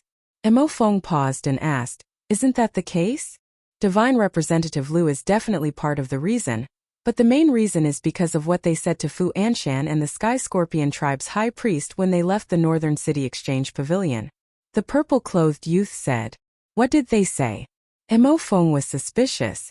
They said that Fu Anshan and the Sky Scorpion tribe's high priest would soon find them and kneel down. Think about it, why would they dare to say such a thing? The purple-clothed youth said. This? Mo Feng scratched his head and couldn't figure it out. Although these people had Lu Xingfeng's support, Fu Anshan and the Sky Scorpion tribe's high priest weren't ordinary people either. Logically speaking, these people shouldn't be so arrogant in front of Fu Anshan and the high priest. The purple-clothed youth suddenly raised his hand and pointed his index finger. There's only one explanation for them to say such a thing. What? Mo Feng was surprised. Apart from Lu Xingfeng, there's also a huge force behind them. And this force isn't any weaker than the Sky Scorpion tribe in the Exchange Pavilion. The purple-clothed youth smiled. Mo Feng's expression froze, and he hurriedly said, That's impossible. There's nothing impossible in this world. Moreover, didn't you say that these two people are very mysterious and can't be seen through? Moreover, if they're just ordinary people, how could they know Lu Xingfeng? You have to know that Lu Xingfeng is from the Central Divine Kingdom, and they claim to be from the 9 regions. Most importantly, the Divine Representative Token has an extraordinary deterrent effect on the Forgotten Continent. The Divine Messengers wouldn't easily give it to others, so why would Lu Xingfeng give it to them? The purple-clothed youth smiled faintly. What you mean is that the two of them are most likely people from some super tribe, and the current them are just fake faces after changing their appearances. Mo Feng said in shock. The purple-clothed youth smiled. This is only my guess. I still need to investigate whether it's true or not. Mo Feng said. Then I'll go investigate. It's better if you don't go. After all, it's easy to offend people, so let nature take its course. I'm also looking forward to seeing how they make Fu Anshan and the high priest kneel down and beg them. The purple-clothed youth smiled faintly. I understand. Mo Feng nodded, a strange light flashing in his eyes. Ancestor Mu Qin Day, come out quickly. But suddenly, an old voice could be heard coming from outside. Mo Feng and the purple-clothed youth were stunned. The purple-robed youth said, It sounds like Elder Wu's voice. Go out and take a look. All right. Mo Feng turned around and quickly walked out of the pill refining room. Standing in front of the railing of the corridor, he looked down and indeed, he saw Elder Wu at the bottom of the courtyard. What's the situation? A trace of suspicion crept into his eyes as he asked, Elder Wu, is something the matter? Elder Wu nodded and asked, Which pill refining room is Ancestor Mu and the rest in? Mo Feng replied honestly, Pill refining rooms 9 and 10. I'll call them out immediately. Don't bother, I'll go find them myself. Elder Wu chuckled and with a leap, he landed in front of Pill Refinement Room 9. Without waiting for him to knock, the stone doors of Pill Refining Rooms number 9 and number 10 opened automatically. Qin Feiyong and Mu Qing walked out one after another. Elder, you've missed us so quickly? Mu Qing teased. Elder Wu rolled his eyes at him and said in a low voice, Let's talk inside. With that, he took the lead and entered Mu Qing's pill refining room. Qin Feiyong and Mu Qing exchanged glances. With a trace of suspicion, they followed in and closed the stone door tightly. At the same time, apart from Mo Feng, the other disciples also walked out of the pill refining rooms one after another, and raised their heads to look at pill refining room 9 suspiciously. Some of them even had a hint of viciousness in their eyes. Without a doubt, these people were definitely from the Scorpion tribe. In the pill refining room, Elder Wu looked at Qin Feiyong and Mu Qing with a serious expression. Qin Feiyong's heart skipped a beat. Elder, what's the matter? Elder Wu said, The high priest of the Scorpion tribe sent me another message just now. He's not done, is he? Mu Qing raised his eyebrows, looking extremely vicious. Calm down. Qin Feiyong glared at him and looked at Elder Wu. What did he say? He said that if I don't cooperate with them, they'll attack my family. I really don't know what to do now. Can you help me? Elder Wu looked at the two of them pleadingly. Mu Qing said, This is easy to solve. You can go directly to the Chief Tower Master and ask him to seek justice for you. Are you an idiot? If Elder Wu goes to the Chief Tower Master and explains everything, Won't the Chief Tower Master know that Elder Wu set us up? Do you think the Chief Tower Master will let off someone who set his disciples up so easily? Qin Feiyong rolled his eyes. Couldn't he use his brain when speaking? He asked for it. Mu Qing pursed his lips. Hearing that, Elder Wu looked rather embarrassed. Enough. It's already in the past. Don't harp on it. The most important thing now is to find a way to get rid of the malignant tumor that is the Scorpion tribe. Qin Feiyong said. Mu Qing glanced at Elder Wu, lowered his head, and pondered for a while. Then he waved his hand and said, "Don't worry, your family will be fine. Go back." Elder Wu was surprised. Mu Qing said, "Don't ask anything." "Thank you." Elder Wu took a deep look at Mu Qing and bowed. He then turned around and left. Mu Qing followed and closed the stone door.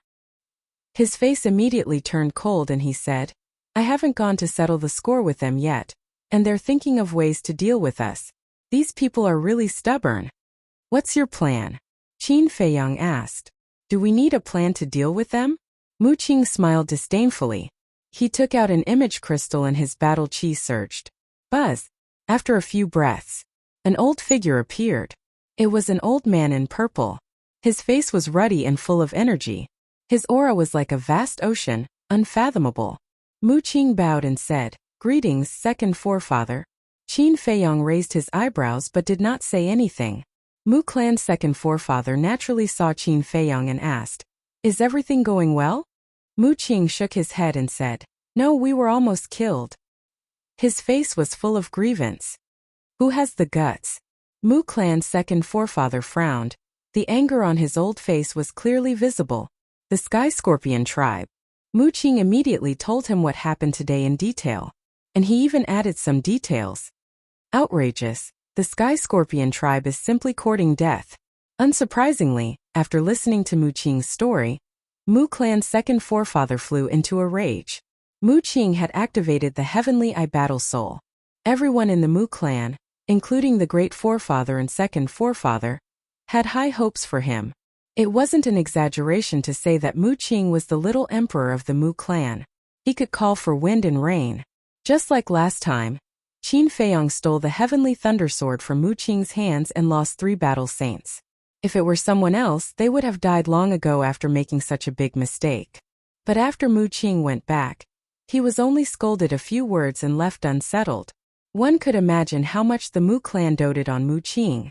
And this time the Sky Scorpion tribe actually plotted against Mu Qing and almost killed him. This was tantamount to touching the Mu clan's reverse scale. Mu clan's second forefather said, "Tell me, how do you want to deal with the Sky Scorpion tribe?" There was a bone-piercing chill in his voice. Mu Qing said without hesitation, "I want them to disappear." This Mu clan's second forefather was shocked. He never thought that Mu Qing would want to eradicate the entire Sky Scorpion tribe. Pondering for a moment, Mu clan's second forefather said, "Qing this matter needs to be discussed at length. Why? Isn't it just the Sky Scorpion tribe? What does it matter if we get rid of it?" Mu Qing frowned. Qin Feiyong couldn't help but roll his eyes when he heard this. One must know. The Sky Scorpion tribe was a real super tribe, standing at the top of the pyramid of the Forgotten Continent. In the entire tribe, who knows how many battle saints and battle emperors there were. But this guy actually said that it wasn't just a Sky Scorpion tribe? What could be more contemptuous than this sentence? Perhaps in this vast continent, only this bastard dared to say such arrogant words. The Sky Scorpion tribe is indeed nothing, but now is a critical period. If we make a move on the Sky Scorpion tribe now, I'm afraid it will cause unnecessary trouble. Just bear with it for now. When we get the heavenly flames, I promise you that I will immediately destroy the Sky Scorpion tribe.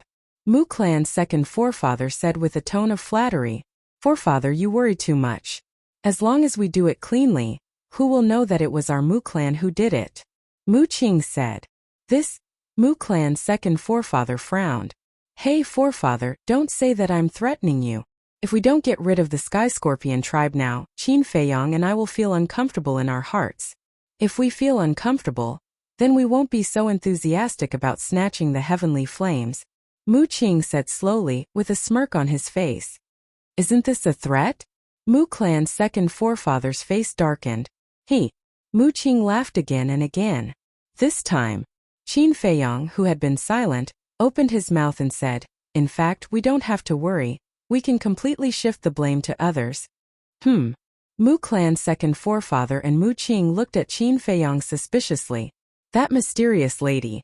Doesn't she always like to frame others? This time we also let her take the blame. Qin Feiyang said. Good idea. Mu Qing's eyes lit up and he nodded repeatedly. Mu Clan's second forefather pondered for a while and nodded in agreement. Speaking of her, this old man wants to ask you, do you know her origin? Qin Feiyang shook his head. That's strange. She framed you and helped you at the same time. What is she doing? Mu Clan's second forefather frowned. This question had puzzled him for a long time. I don't know either. In short, this woman is unpredictable, Qin Feiyang said. Okay. This old man will discuss with the forefather later. If he agrees, I will take you to wash the Sky Scorpion tribe with blood. Mu Clan's second forefather nodded. Hurry up, Mu Qing urged. Haste won't get you anywhere. Mu Clan's second forefather rolled his eyes at him, and the shadow quickly disappeared. How about it? It's not a loss to cooperate with my Mu Clan. After Mu Qing put away the image crystal, he turned and looked at Qin Feiyang proudly. Show off.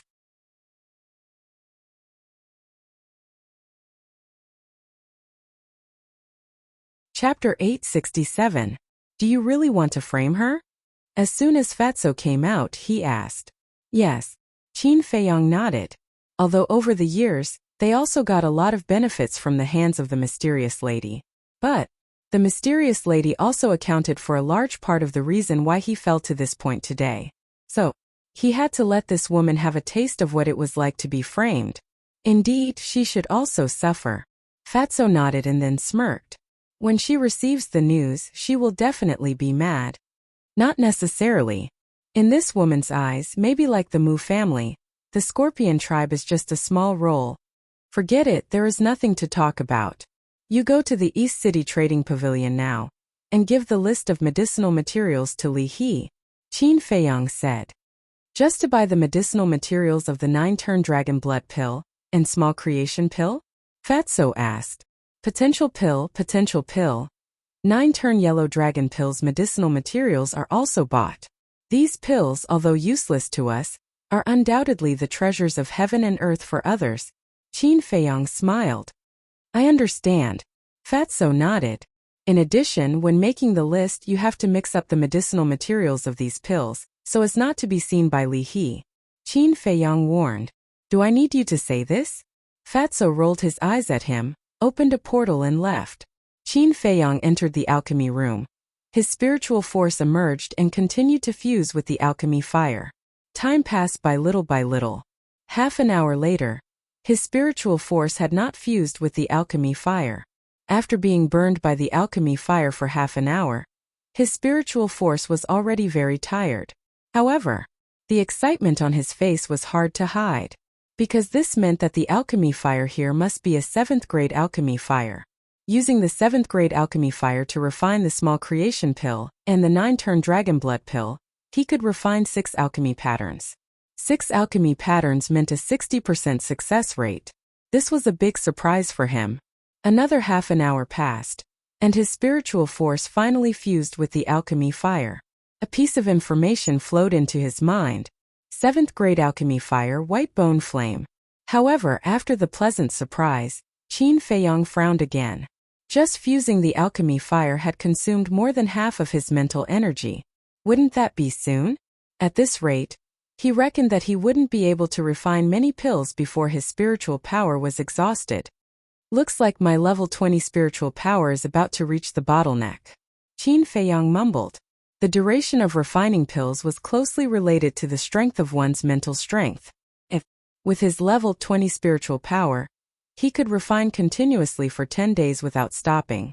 If it was a level 10 spiritual power, he would only be able to continuously refine for 5 days before his spiritual power would be exhausted. In short, the stronger one's mental strength was, the longer it would take to refine pills. Of course, this was also related to the grade of the medicinal pill. The lower the grade of the pill, the less mental energy it required. On the contrary, the higher the grade, the more mental power one would need to consume during the refining process. In short, now he had to think of a way to increase the strength of his mental strength. However, he had never heard of anything that could increase the strength of one's mental strength. My head hurts. Qin Feiyong rubbed his forehead and temporarily suppressed this thought. He sat cross-legged and recovered his mental strength. After his mental strength recovered, he took out dozens of medicinal herbs for the healing pill, concentrated for a moment, and began to refine pills. He had just fused with the white bone flame and knew nothing about it. As such, he didn't dare to refine the small creation pill and the 9 transformation dragon blood pill directly. After all, the medicinal herbs for these 2 pills were extremely precious.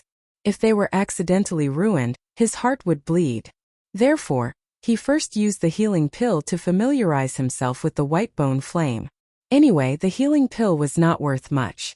It didn't matter how many were ruined. True enough, the level 7 alchemy fire was extremely difficult to control. The medicinal herbs for the healing pill were ruined one by one. It wasn't until Qin Feiyong's 10th attempt that he successfully refined a healing pill. It didn't disappoint and 6 alchemy veins appeared. Immediately, he continued to refine pills. An hour passed. Qin Feiyong felt that he could already control the white bone flame. Therefore, he took out some medicinal herbs for the qi gathering pill, battle qi pill, potential pill, and potential pill. In short, he had to refine all the pills that he had refined before. By doing so, he could have a deeper understanding of the white bone flame. Naturally, he could also train to have a more precise control of the white bone flame. This was the so-called practice makes perfect. Another half an hour passed. Qin Feiyong's body suddenly shook violently and fell to the ground. This was caused by excessive consumption of mental strength. He supported himself on the alchemy table with one hand and rubbed his head with the other. His face was full of disbelief. With his level 20 mental strength, he could only refine continuously for 2 hours. This was far beyond his expectations. Wasn't this consumption too terrifying? Swish. At this moment, Fatso appeared out of thin air in the alchemy room. Seeing Qin Feiyong's situation, he hurriedly went up to support Qin Feiyong and said in shock, "What's going on? Why are you so weak?" Qin Feiyong sat cross-legged on the ground and explained briefly. Grade 7 pill fire? Fatso looked at the white bone flame in surprise. Qin Feiyong asked, "How's the purchase of medicinal herbs?" Mentioning this matter, Fatso's face sank slightly. "What's wrong?" Qin Feiyong frowned. Fatso said, "The medicinal herbs trading pavilion has all these, but not much." "Not much?" Qin Feiyong was stunned. Fatso said, "To be exact, it's very little." "That's impossible. No one in the Forgotten Continent knows how to refine these pills. How can there be no medicinal herbs?" Qin Feiyong was surprised. "That's the main point. I've asked Li He. He said that every once in a while, someone will go and purchase these medicinal herbs. And it's a large purchase." Fatso said in a deep voice. "What?" Qin Feiyong suddenly stood up, his face full of shock. Why would someone purchase these medicinal herbs? Could it be that there are also people in the Forgotten Continent who have the pill formulas of these pills? But how is this possible? "Boss Fat Lord, I have to remind you that you're not the only one who knows the pill formulas of these pills," Fatso said. "N." Qin Feiyong looked at Fatso in surprise.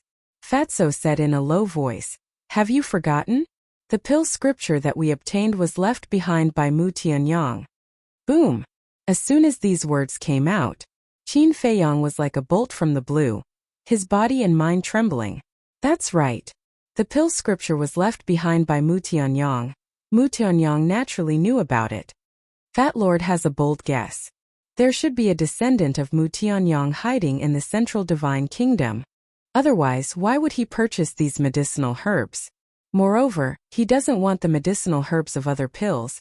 Why would he only purchase the medicinal herbs of these few pills? Fatso said.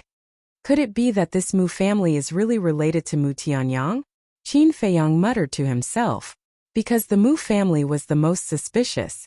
First, they were ridiculously strong. Second, they were not native to the Forgotten Continent. Third, Mu Qing entered the 9th level of hell to find Lu Xingqian. And this was also the biggest suspicious point. Because to go to the 9th level of hell, one must first know the coordinates of the 9th level of hell. And how did the Mu family know the coordinates of the 9th level of hell? Qin Feiyang felt that the layers of fog in his heart were gradually dispersing. He waved his hand and took Yan Wei out of the castle. Qin Feiyang looked at the two and said in a deep voice, "From now on, don't do anything. Just focus on investigating the person who purchased the medicinal herbs." The two nodded. Fatso thought for a moment and asked, "If the Mu family is really Mu Tianyang's descendant, how do you plan to deal with them? Back then, the ancestors of the Great Qin Empire destroyed the Tianyang Empire. Mu Tianyang will definitely not let it go. And if the Mu family is really Mu Tianyang's descendant, they will definitely make a comeback. Although the current emperor has wronged me, the blood of the Qin clan still flows in my body. I can settle the score with the current emperor, but I will not allow anyone to shake the Great Qin Empire," Qin Feiyang said. Every word was powerful and resolute. Fatso and the other two looked at each other. At this moment Qin Feiyang exuded an amazing aura, like the return of a king, making people feel fear from the bottom of their hearts. Perhaps this was Qin Feiyang's original temperament. Fatso nodded and said, "I understand, we will go now." "Wait.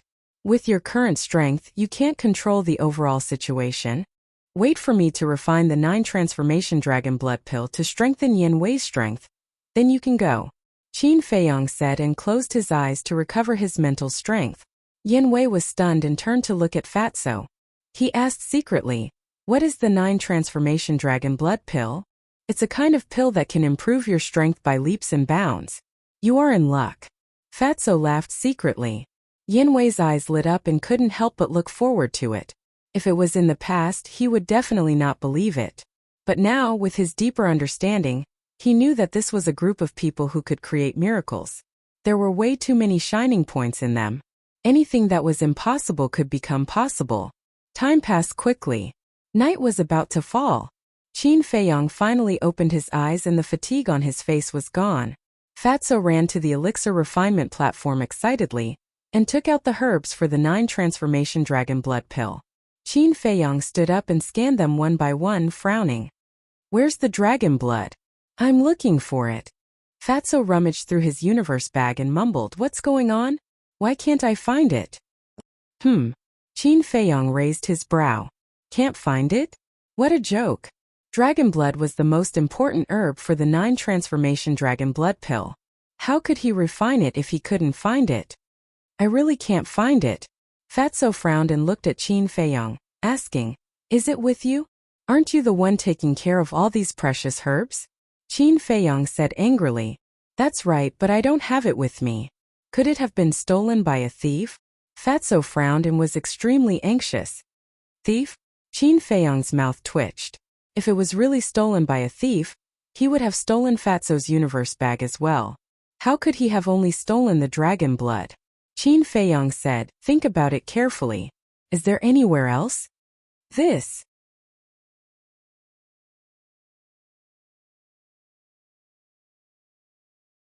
Chapter 868. Hurry up, Qin Feiyang urged. In this era, dragon's blood was very rare. Even if you had power and influence, you wouldn't be able to get it. And those 10 drops of dragon's blood were exchanged from Sun to Hai with great difficulty. How could he lose such an important thing? This bastard was getting more and more unreliable. "I can't remember." A moment later, Fatso looked at Qin Feiyang timidly and shook his head.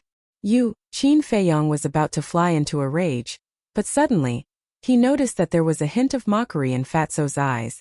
"Are you playing with me?" Qin Feiyang was stunned and said with a sullen face, "Give me the Chenkuan bag, I'll look for it." "I really don't have it." Fatso panicked and hurriedly said, "Give it to me." Qin Feiyang's eyes became colder and colder, and his tone was inviolable. Fatso said aggrievedly, "Why don't you believe, Fat Lord? When has Fat Lord ever lied to you?" "Still pretending? Are you asking for a beating?" Qin Feiyang's face darkened, and he slapped Fatso's head and said angrily, "Hurry up and take it out." Fatso shrunk his neck and said with an embarrassed smile, "You found out. Why don't you take a piss and look at yourself in the mirror? Are you cut out to be an actor?" Qin Feiyang rolled his eyes. But in his heart, He approved of Fatso's acting skills very much, because at the beginning he was really scared. Because later, when Fatso saw that he believed him, he was a little complacent and revealed a flaw. Otherwise he would still be in the dark. After being exposed by Qin Feiyang, Fatso looked quite embarrassed and obediently took out a jade bottle. The jade bottle was very small, about the size of a little finger, and half filled with blood. If you do this again, don't blame me for being impolite. Qin Feiyang snatched the jade bottle and fiercely glared at Fatso. Then he took out a drop of dragon blood and returned the jade bottle to Fatso. Then he walked to the front of the pill furnace. Just a joke. Seriously. Fatso mumbled, looking very wronged. When Yanwei heard this, he couldn't help but shake his head. He then turned to look at Qin Feiyang's back, his face full of anticipation. As for Qin Feiyang, he stood in front of the pill furnace. He didn't immediately open the furnace to refine the pills. Instead, he closed his eyes and calmed himself. Because it was his first time refining the 9 Revolution Dragon Blood Pill, he could not be careless. However, he wasn't too worried about it. According to the pill scripture, the difficulty of refining the 9 Revolutions Dragon Blood Pill and the minor creation pill was about the same. With the experience of refining the small creation pill, as long as he was careful when refining the 9 Revolution Dragon Blood Pill, he should be able to succeed on his first try. Whoosh! Several hundred breaths passed. Qin Feiyang finally opened his eyes. His entire body and mind had already entered the heart-like still water state. Whoosh! Mental strength also emerged from the top of his head and rushed towards the white bone flame. While Qin Feiyang was refining the 9 Revolution Dragon Blood Pill, in the first alchemy room of the second pagoda, a young man in black stood in the alchemy room, concentrating on refining the pills. This person was about 1.8 meters tall and was as straight as a pine tree. His black hair was like a waterfall, and his facial features were as sharp as knives. His entire body exuded a fierce aura. In the lounge of the alchemy room, a young man in white was pacing back and forth with an extremely gloomy face. It was Wu Yang. The more I think about it, the angrier I get. I've already given them enough face by personally inviting them. How dare they reject me? Brother Shan, if I don't vent my disgust, I will continue to feel uncomfortable. Wu Yang walked to the door of the alchemy room and looked at the young man in black. Elder Wu originally arranged for them to go to the first pagoda. They did nothing wrong. What's there to be angry about? The young man in black smiled faintly as he refined the pills. However, his eyes were shining with a fierce light. But by doing this, aren't they looking down on us? Wu Yang said angrily. They don't even care about Fu Anshan and the high priest of the Scorpio tribe, let alone us. Alright, be quiet. Don't disturb me when I'm refining pills. The young man in black said. Wu Yang frowned and walked to the young man in black. He looked at the spiritual liquid floating in the furnace and asked suspiciously, "What kind of pill are you refining?" "You'll know later." The young man in black smiled mysteriously. A moment later, a dazzling pill flew out of the furnace. The young man in black reached out and grabbed it. What? Wu Yang was extremely curious. The young man in black opened his palm. This? Wu Yang looked at the pill in horror. The pill had 3 veins and was blood red as if it was cast from flesh and blood. It also emitted an extremely strong smell of blood. It's okay. The young man in black smiled. Wu Yang swallowed his saliva and said with difficulty, "Brother Shan, aren't you afraid that the law enforcement elder will know that you're refining this pill?" The young man in black smiled faintly and said, "If you don't say it, I won't say it. Who will know? But the main tower has a rule that forbids refining this kind of pill. If someone finds out, it won't be as simple as being expelled from the pill pagoda. I'm afraid it will implicate our entire Qilin tribe." Wu Yang was worried. "Don't worry, I'm doing it secretly. No one will know." The young man in black smiled confidently and threw the pill into his mouth. A shocking scene appeared. After the young man in black took the pill, the aura emitted from his body became stronger. Although it wasn't obvious, it did exist. Did you see that? This is simply a divine pill. As long as I continue to take it, it won't be long before I can step into the Battle Saint realm. As he spoke, the young man in black couldn't help but clench his fists. His eyes were filled with desire. Brother Sean, this pill is indeed good. It can make your strength increase by leaps and bounds, but it's really too dangerous. You must think twice. Wu Yang was extremely anxious and tried his best to persuade him. Why are you so indecisive? Let me tell you, I'm not the only one who wants to take this pill. You have to take it too. The young man in black said in a deep voice. This pill is refined from human flesh and blood. If you want me to take it, I can't do it. Wu Yang's face paled as he shook his head. Trash. Don't you understand the principle of the strong preying on the weak? If you want to become stronger, you have to do whatever it takes. Moreover, I'm doing this for your own good. Once I break through to the Battle Saint realm and enter the sacred grounds, the position of king will be empty. And now, there are thousands of people in our second tower's 9-star war sect. They have always coveted this position of king. And you are only an 8-star war sect. If you don't take another shortcut, you won't be able to break through to the 9-star war sect before I leave. Think about it, with your 8-star war sect cultivation, how can you compete with them for the position of king? The young man in black said. This? Wu Yang hesitated. Brother, although we are not blood brothers, we are all from the Qilin tribe. You have to be clear that I have no ill intentions towards you. You should also know that each of our 10 great tribes has 2 kings in the main tower. If you don't become the king of the second tower after I leave, then this balance will be broken. At that time, the disciples of our Qilin tribe will definitely be suppressed by the people of the other tribes.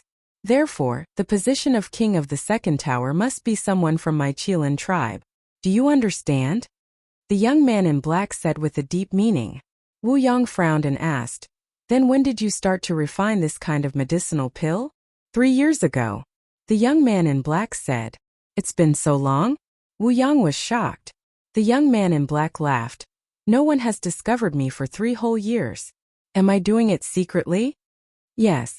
Wu Yang nodded and asked again. Then where do you usually go to look for prey? I definitely can't be in the Divine City, much less in the main tower. I always go outside the city to look for prey. Just keep your heart in your stomach. There are countless people in our central Divine Kingdom. There are people dying every day. No one will care. The young man in black smiled faintly. Wu Yang took a deep breath and nodded. Okay, I'll listen to you. That's right. The young man in black laughed and was very pleased. Wu Yang rubbed his head and smiled. Suddenly, a cold light flashed in his eyes and he said, If I have the chance, I will refine Ancestor Mu and Qin Day, those 2 bastards, into pills. Don't worry. Anything is possible. Let's go. We will go outside the city to look for prey now. The young man in black patted Wu Yang's shoulder and then opened a portal. The 2 of them walked in one after another. And this young man in black was none other than the king of the second tower, Wu Shan. First tower. Alchemy room number 10. Qin Feiyong had reached the most crucial step in refining the 9 transformation dragon blood pill. Spiritual liquid fusion. And from the beginning to the end, Fatso and Yen Wei did not say a word. Even their breathing was deliberately lowered to the lowest level, for fear of disturbing Qin Feiyong. In the alchemy furnace, under the control of Qin Feiyong's mental strength, drops of spiritual liquid continued to fuse. Everything was going smoothly, but just as all the spiritual liquid was about to be successfully fused, there was a sudden rush of knocking on the door. That moment, the spiritual liquid in the alchemy furnace was in a mess. Boom! The next moment, there was a loud explosion in the alchemy room. Thick smoke rose and instantly covered the entire room. That bastard! Qin Feiyong's angry roar also sounded in the alchemy room. Whoosh! 2 figures rushed out of the alchemy room and stood outside the lounge. It was Fatso and Yen Wei. Both of them were also covered in dust at this moment, but the anger on their faces could not be concealed. Thud! Accompanied by a series of footsteps, Qin Feiyong also walked out of the alchemy room. The clothes on his body had become tattered and tattered. His hair was also a mess. His face was covered in black ash. He looked more miserable than Yen Wei and Fatso. With a gloomy face, he walked to the door of the alchemy room and opened the stone door. He saw Mu Qing standing at the door. Looking at Qin Feiyong's current appearance, Mu Qing was stunned. Haha. What are you doing? You actually ended up like this? This is too funny. Don't move, I want to record your current appearance and give it to your good friends to enjoy, haha. Following closely, Mu Qing held her stomach and laughed. She was rocking back and forth and tears were coming out. Qin Feiyong's expression became more and more gloomy. Especially that gaze, it was as if he wanted to eat someone. A moment later, seeing that Qin Feiyong did not say a word, Mu Qing also felt bored. She stopped making fun of him and asked curiously, "What's wrong? You still have the nerve to ask me what's wrong?" There was no suspense. Qin Feiyong was furious. He dragged Mu Qing into the alchemy room and closed the stone door with a bang. "Beat her up, I'll take responsibility if she dies." Next.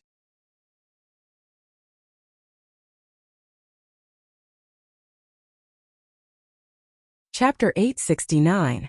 What's going on? One by one, the disciples walked out and looked at Qin Feiyong's alchemy room suspiciously. "What's wrong?" Emofeng also opened the stone door and walked out. He looked at the disciples around him and asked, "I don't know." Everyone shook their heads. Emofeng, the moment these two people arrived, they caused a ruckus in the first tower. "I really don't understand why you had to go out of your way to pick them up?" "Yeah, isn't it good to let them go to the second tower?" Two young men in white said unhappily. Emofeng glanced at the two of them and said indifferently, "This is senior brother Pei Yi's arrangement. If you guys are not convinced, you can go look for him directly." "We are not convinced. The top alchemy rooms have always been occupied by those who are capable. What ability do those two have?" "That's right. If their mental strength is stronger than ours, we have nothing to say. But according to our inquiries, they only have a level 10 mental strength, while we have a level 13 mental strength. I would like to ask, why should we give them alchemy rooms 9 and 10? The two young men in white said angrily. They were the original owners of room number 9 and 10. Not long ago, Pei asked Emofeng to look for them and asked them to give the alchemy room to Qin Feiyong and Emofeng. Due to Pei Yi's status in the first tower, they did not dare to disobey. But they had always been unhappy, especially when they heard that Qin Feiyong and Emofeng's mental strength was only at level 10, which was even worse than theirs. The resentment in their hearts grew stronger and stronger. Emofeng sized up the two of them with an extremely cold expression, and the two young men in white were stronger than Emofeng. 9-star war sect. But facing the current Emofeng, they couldn't help but feel a trace of fear. Suddenly, Emofeng's eyes flashed and said, "If you guys are really unhappy, you can challenge them." "Really? You won't care?"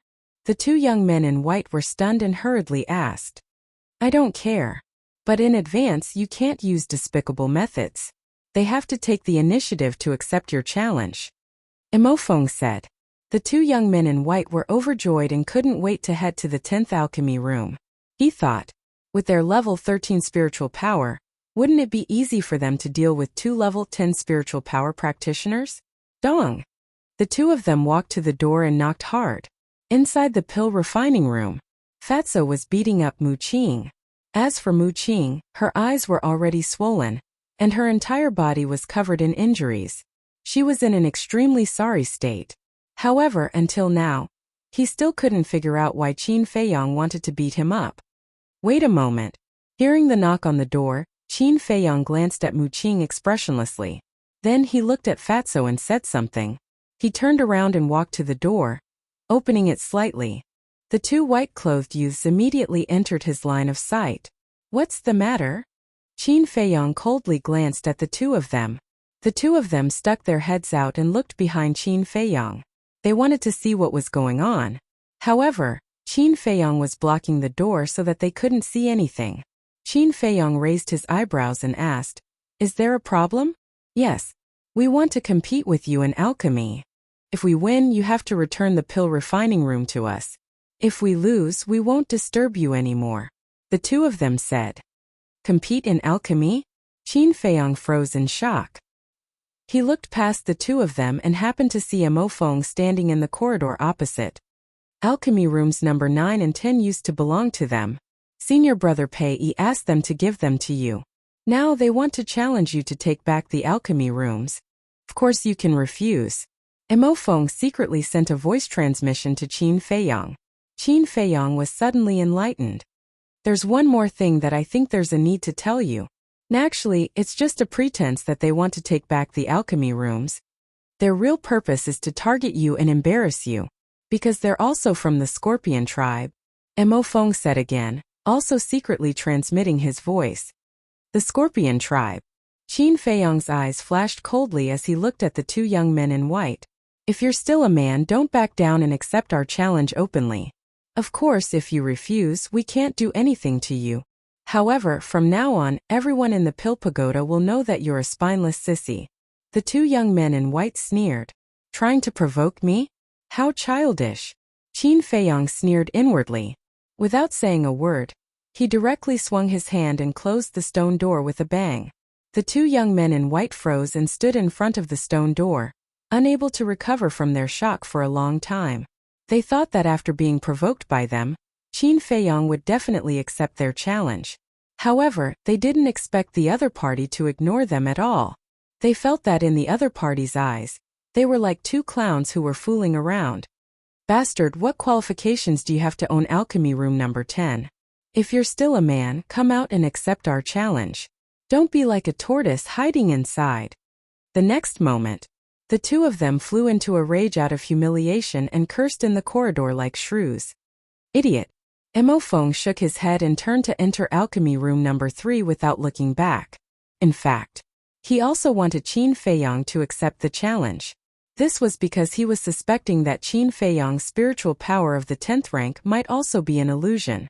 And he also had a purpose for telling Qin Feiyong the true identity of the two young men in white.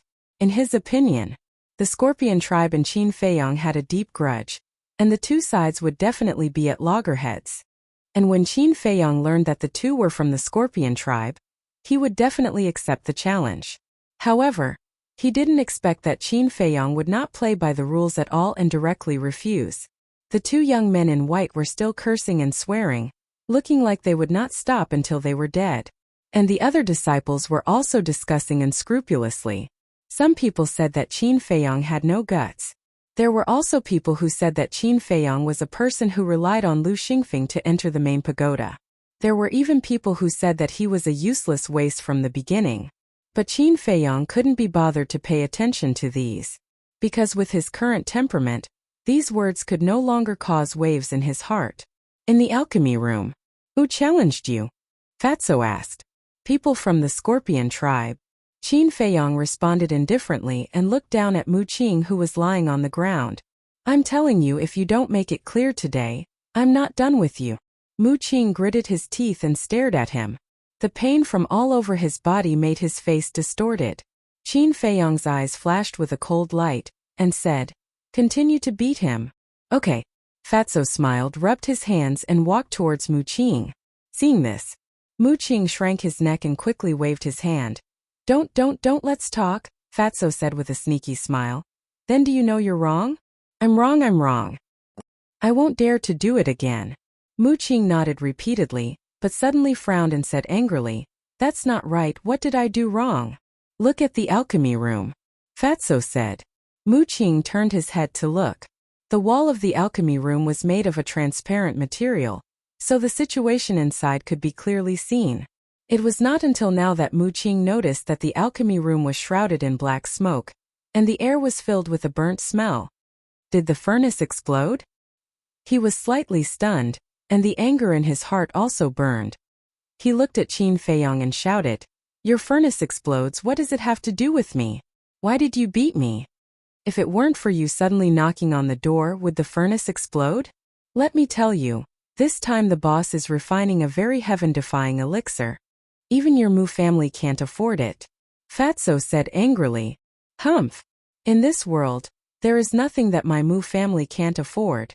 Tell me what kind of elixir, I'll compensate you 10 times. Mu Qing said. Fatso sneered. Then listen carefully, 9. Shut up. But before Fatso said it, Qin Feiyong suddenly shouted. Fatso was stunned and immediately shut his mouth, and he felt lucky in his heart. If Qin Feiyong hadn't stopped him in time, he would have spilled the beans. Mu Qing glanced at the two, his eyes full of surprise. What kind of elixir actually made Qin Feiyong so vigilant? Go and take out the Fire Phoenix cauldron. Qin Feiyong walked to the chair and sat on it. The anger on his face had not dissipated. Okay. Fatso ran over, pushed open the door of the alchemy room, and soon ran out with the fire phoenix cauldron. But at this moment, the fire phoenix cauldron did not have the slightest light, and it looked very dim. Fatso put the fire phoenix cauldron on the ground. Qin Feiyong looked carefully for a moment and found that there was a very small crack somewhere in the fire phoenix cauldron. He couldn't help but feel a pain in his heart. Not only did he lose a 9 transformation dragon blood elixir, but he also wasted a 6th grade elixir furnace. This loss was too great. Fatso also noticed the crack, turned his head and stared at Mu Qing gloomily, and said, "Tell me, how are you going to compensate us for the loss? I'm telling you, don't go too far." "Yes. I disturbed your alchemy and caused your cauldron to explode. It's my fault, but you also beat me up. Look at me now. It's good enough that I didn't settle the score with you, but you still want to ask me for compensation. How dare you ask for it?" Mu Qing sneered. Qin Feiyong raised his eyebrows and said, "Continue to beat him up. Don't. I'll compensate.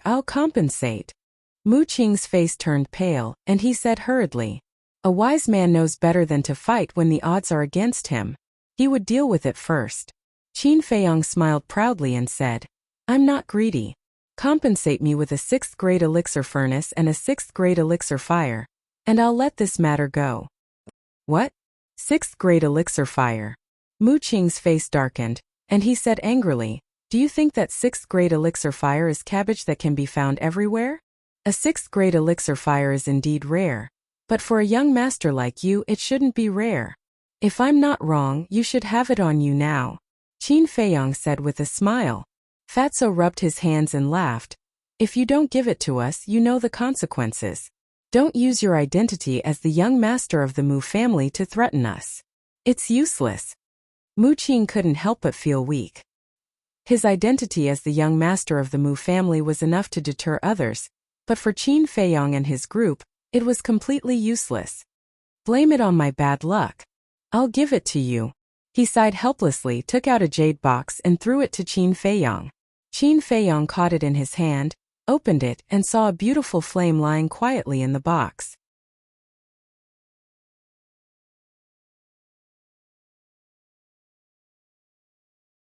Chapter 870. Qin Feiyong waved his hand, and his battle chi surged, instantly erasing the blood contract of the elixir fire. Mu Qing's body trembled, and blood spilled from the corner of her mouth.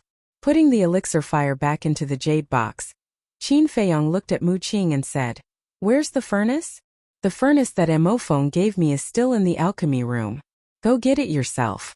Mu Qing wiped the blood from the corner of her mouth, gnashing her teeth and glaring at Qin Feiyong. "This bastard is simply a bandit. Don't look at me like that. Because even if you compensate me with a 6th grade elixir fire, you can't make up for my loss. Hey, don't say that I bullied you. Here's a healing elixir for you. Hurry up and recover." Qin Feiyong took out a healing elixir with 6 veins and threw it to Mu Qing. "Ah, you can already refine 6 veins?" Mu Qing looked at the healing elixir in shock. "How is it? Do you admire my boss very much?" Fatso said with a sneaky smile. "Humph." Mu Qing disdainfully raised her middle finger, took the healing elixir, got up and tidied her clothes. She looked at Qin Feiyong and asked, "Are you done?" Qin Feiyong said, "Are you ready to go to the Scorpion tribe? What do you think? I kindly asked you to go to the Scorpion tribe, but you beat me up without saying anything. Let me tell you, this is definitely not over." Mu Qing snorted coldly. "Anytime." Qin Feiyong sneered and said, "I'm going to refine another elixir. Go out and wait for me." Mu Qing's heart skipped a beat, and she said with an aggrieved face, "You beat me up. Why don't you let me take a look?" "Get out." Qin Feiyong's eyes turned cold. "Fine, you win." Mu Qing glared at Fatso fiercely, waved her sleeves and left angrily. "Sigh, what a pity." After Mu Qing left, Qin Feiyong sighed deeply and walked into the alchemy room again. Then, with a wave of his hand, a gust of wind rose in the area, sweeping up all the black smoke and rushing out of the alchemy room. Next, Fatso ran up and closed the stone door. As for the 2 white-clothed youths, after cursing outside for a while, They probably felt bored and left. Yin Wei stood at the door of the alchemy room and asked, "Do you want us to stand guard outside? You can't appear in the main tower. Otherwise, you will be investigated." "Fatso, give me the herbs," Qin Feiyang said. Fatso immediately ran into the alchemy room and took out a set of ingredients for the 9 Revolutions Dragon Blood Pill.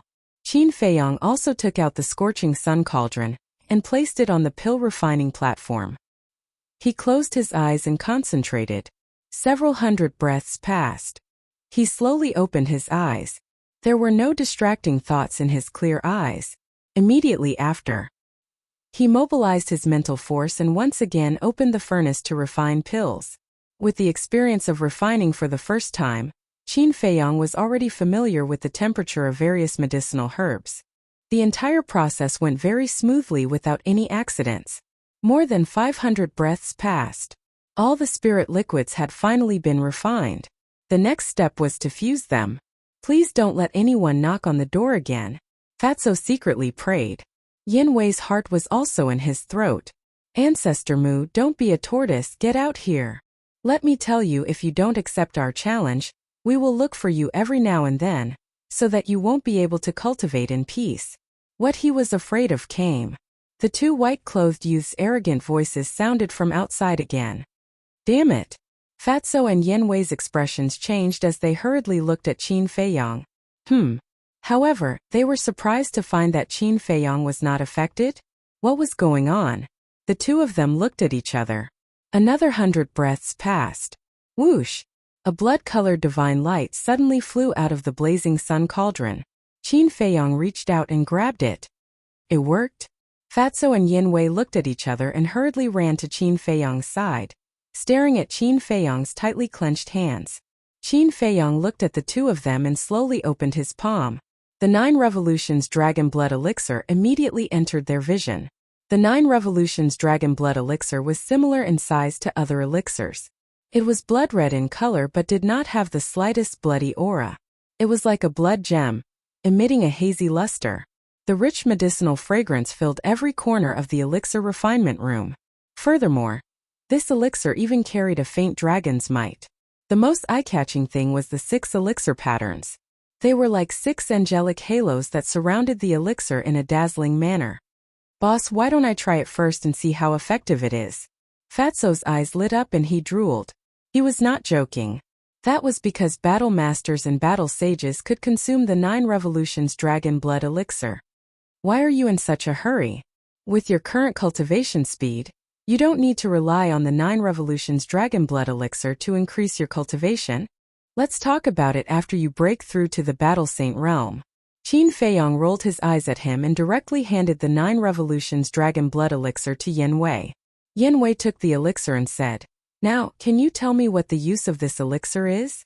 The effect of the 9 Revolutions Dragon Blood Elixir is to increase the cultivation of battle masters and battle saints.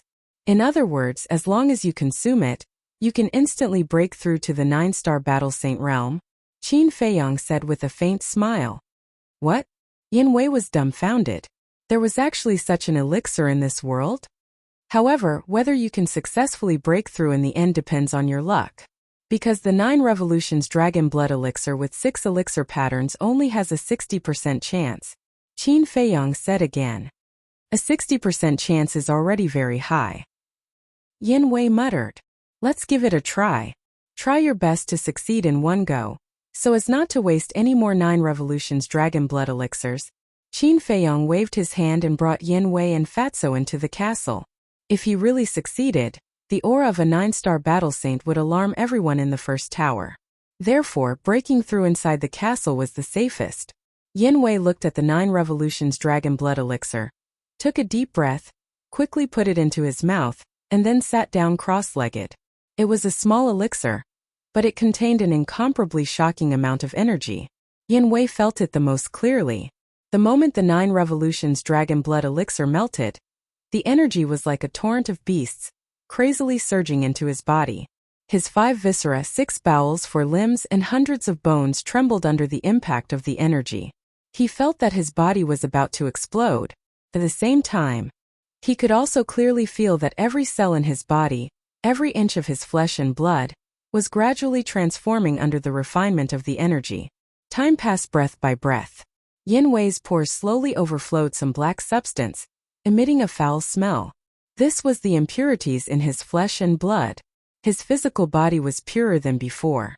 His spirit and soul were also improving step by step. And his aura was also getting stronger. It seems that he should be able to succeed on his first try. Fatso muttered. Last time, when the double-winged snow eagle opened the 6th level of the Gate of Potential, the small creation elixir that only had 5 elixir veins was successfully opened. And now the 9 revolutions dragon blood elixir that Yin Wei took had 6 elixir veins. There was no reason for him to fail.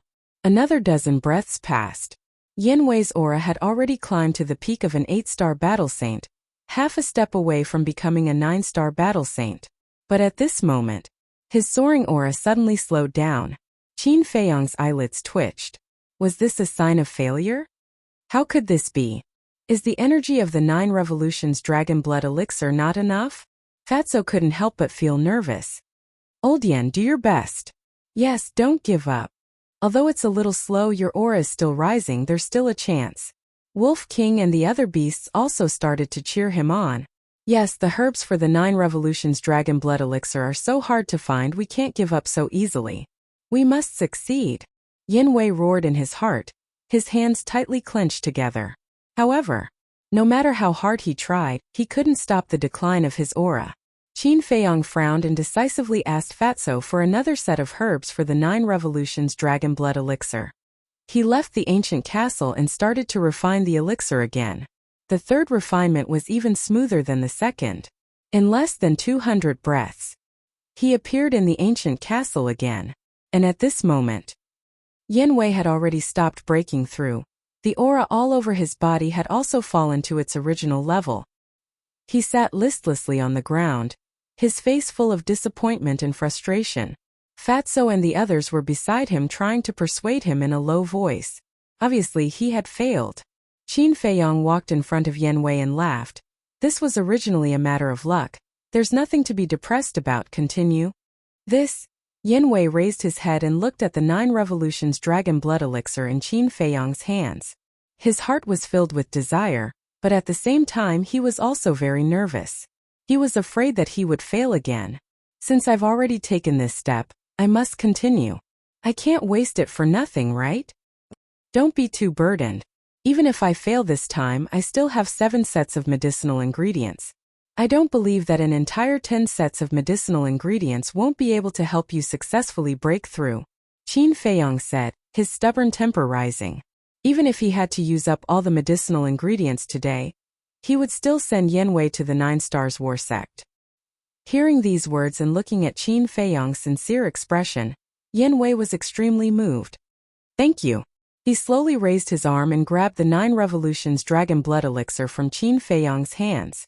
At this moment, even if there were thousands of words, they would not be able to express the gratitude in his heart towards Qin Feiyang. He could only repay the young man in front of him with all his might. The disappointment and frustration in his eyes finally disappeared, replaced by a firm will. Without the slightest hesitation, he swallowed the 9 revolutions dragon blood elixir. The majestic energy once again exploded in his body, like waves of anger, surging towards every part of his body. Boom! His aura once again soared. In less than 10 breaths, it once again soared to the peak of the 8 Stars War Saint realm. However, the previous situation happened again. Fatso and the others were anxious. But the most anxious one was still Yin Wei. I want to succeed. I can't let down Qin Feiyang's expectations. Break for me. He clenched his fists tightly and suddenly roared. His teeth bared and his eyes cracked. Boom! The next moment, the gradually declining aura once again roared out from his body like a volcanic eruption. At this moment, his black hair and clothes fluttered, imperceptibly emitting a shocking oppressive force. That aura was soaring in a straight line. Boom!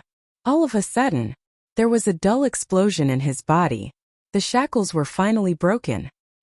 His aura had finally risen to that of a 9 Stars War Saint. Success!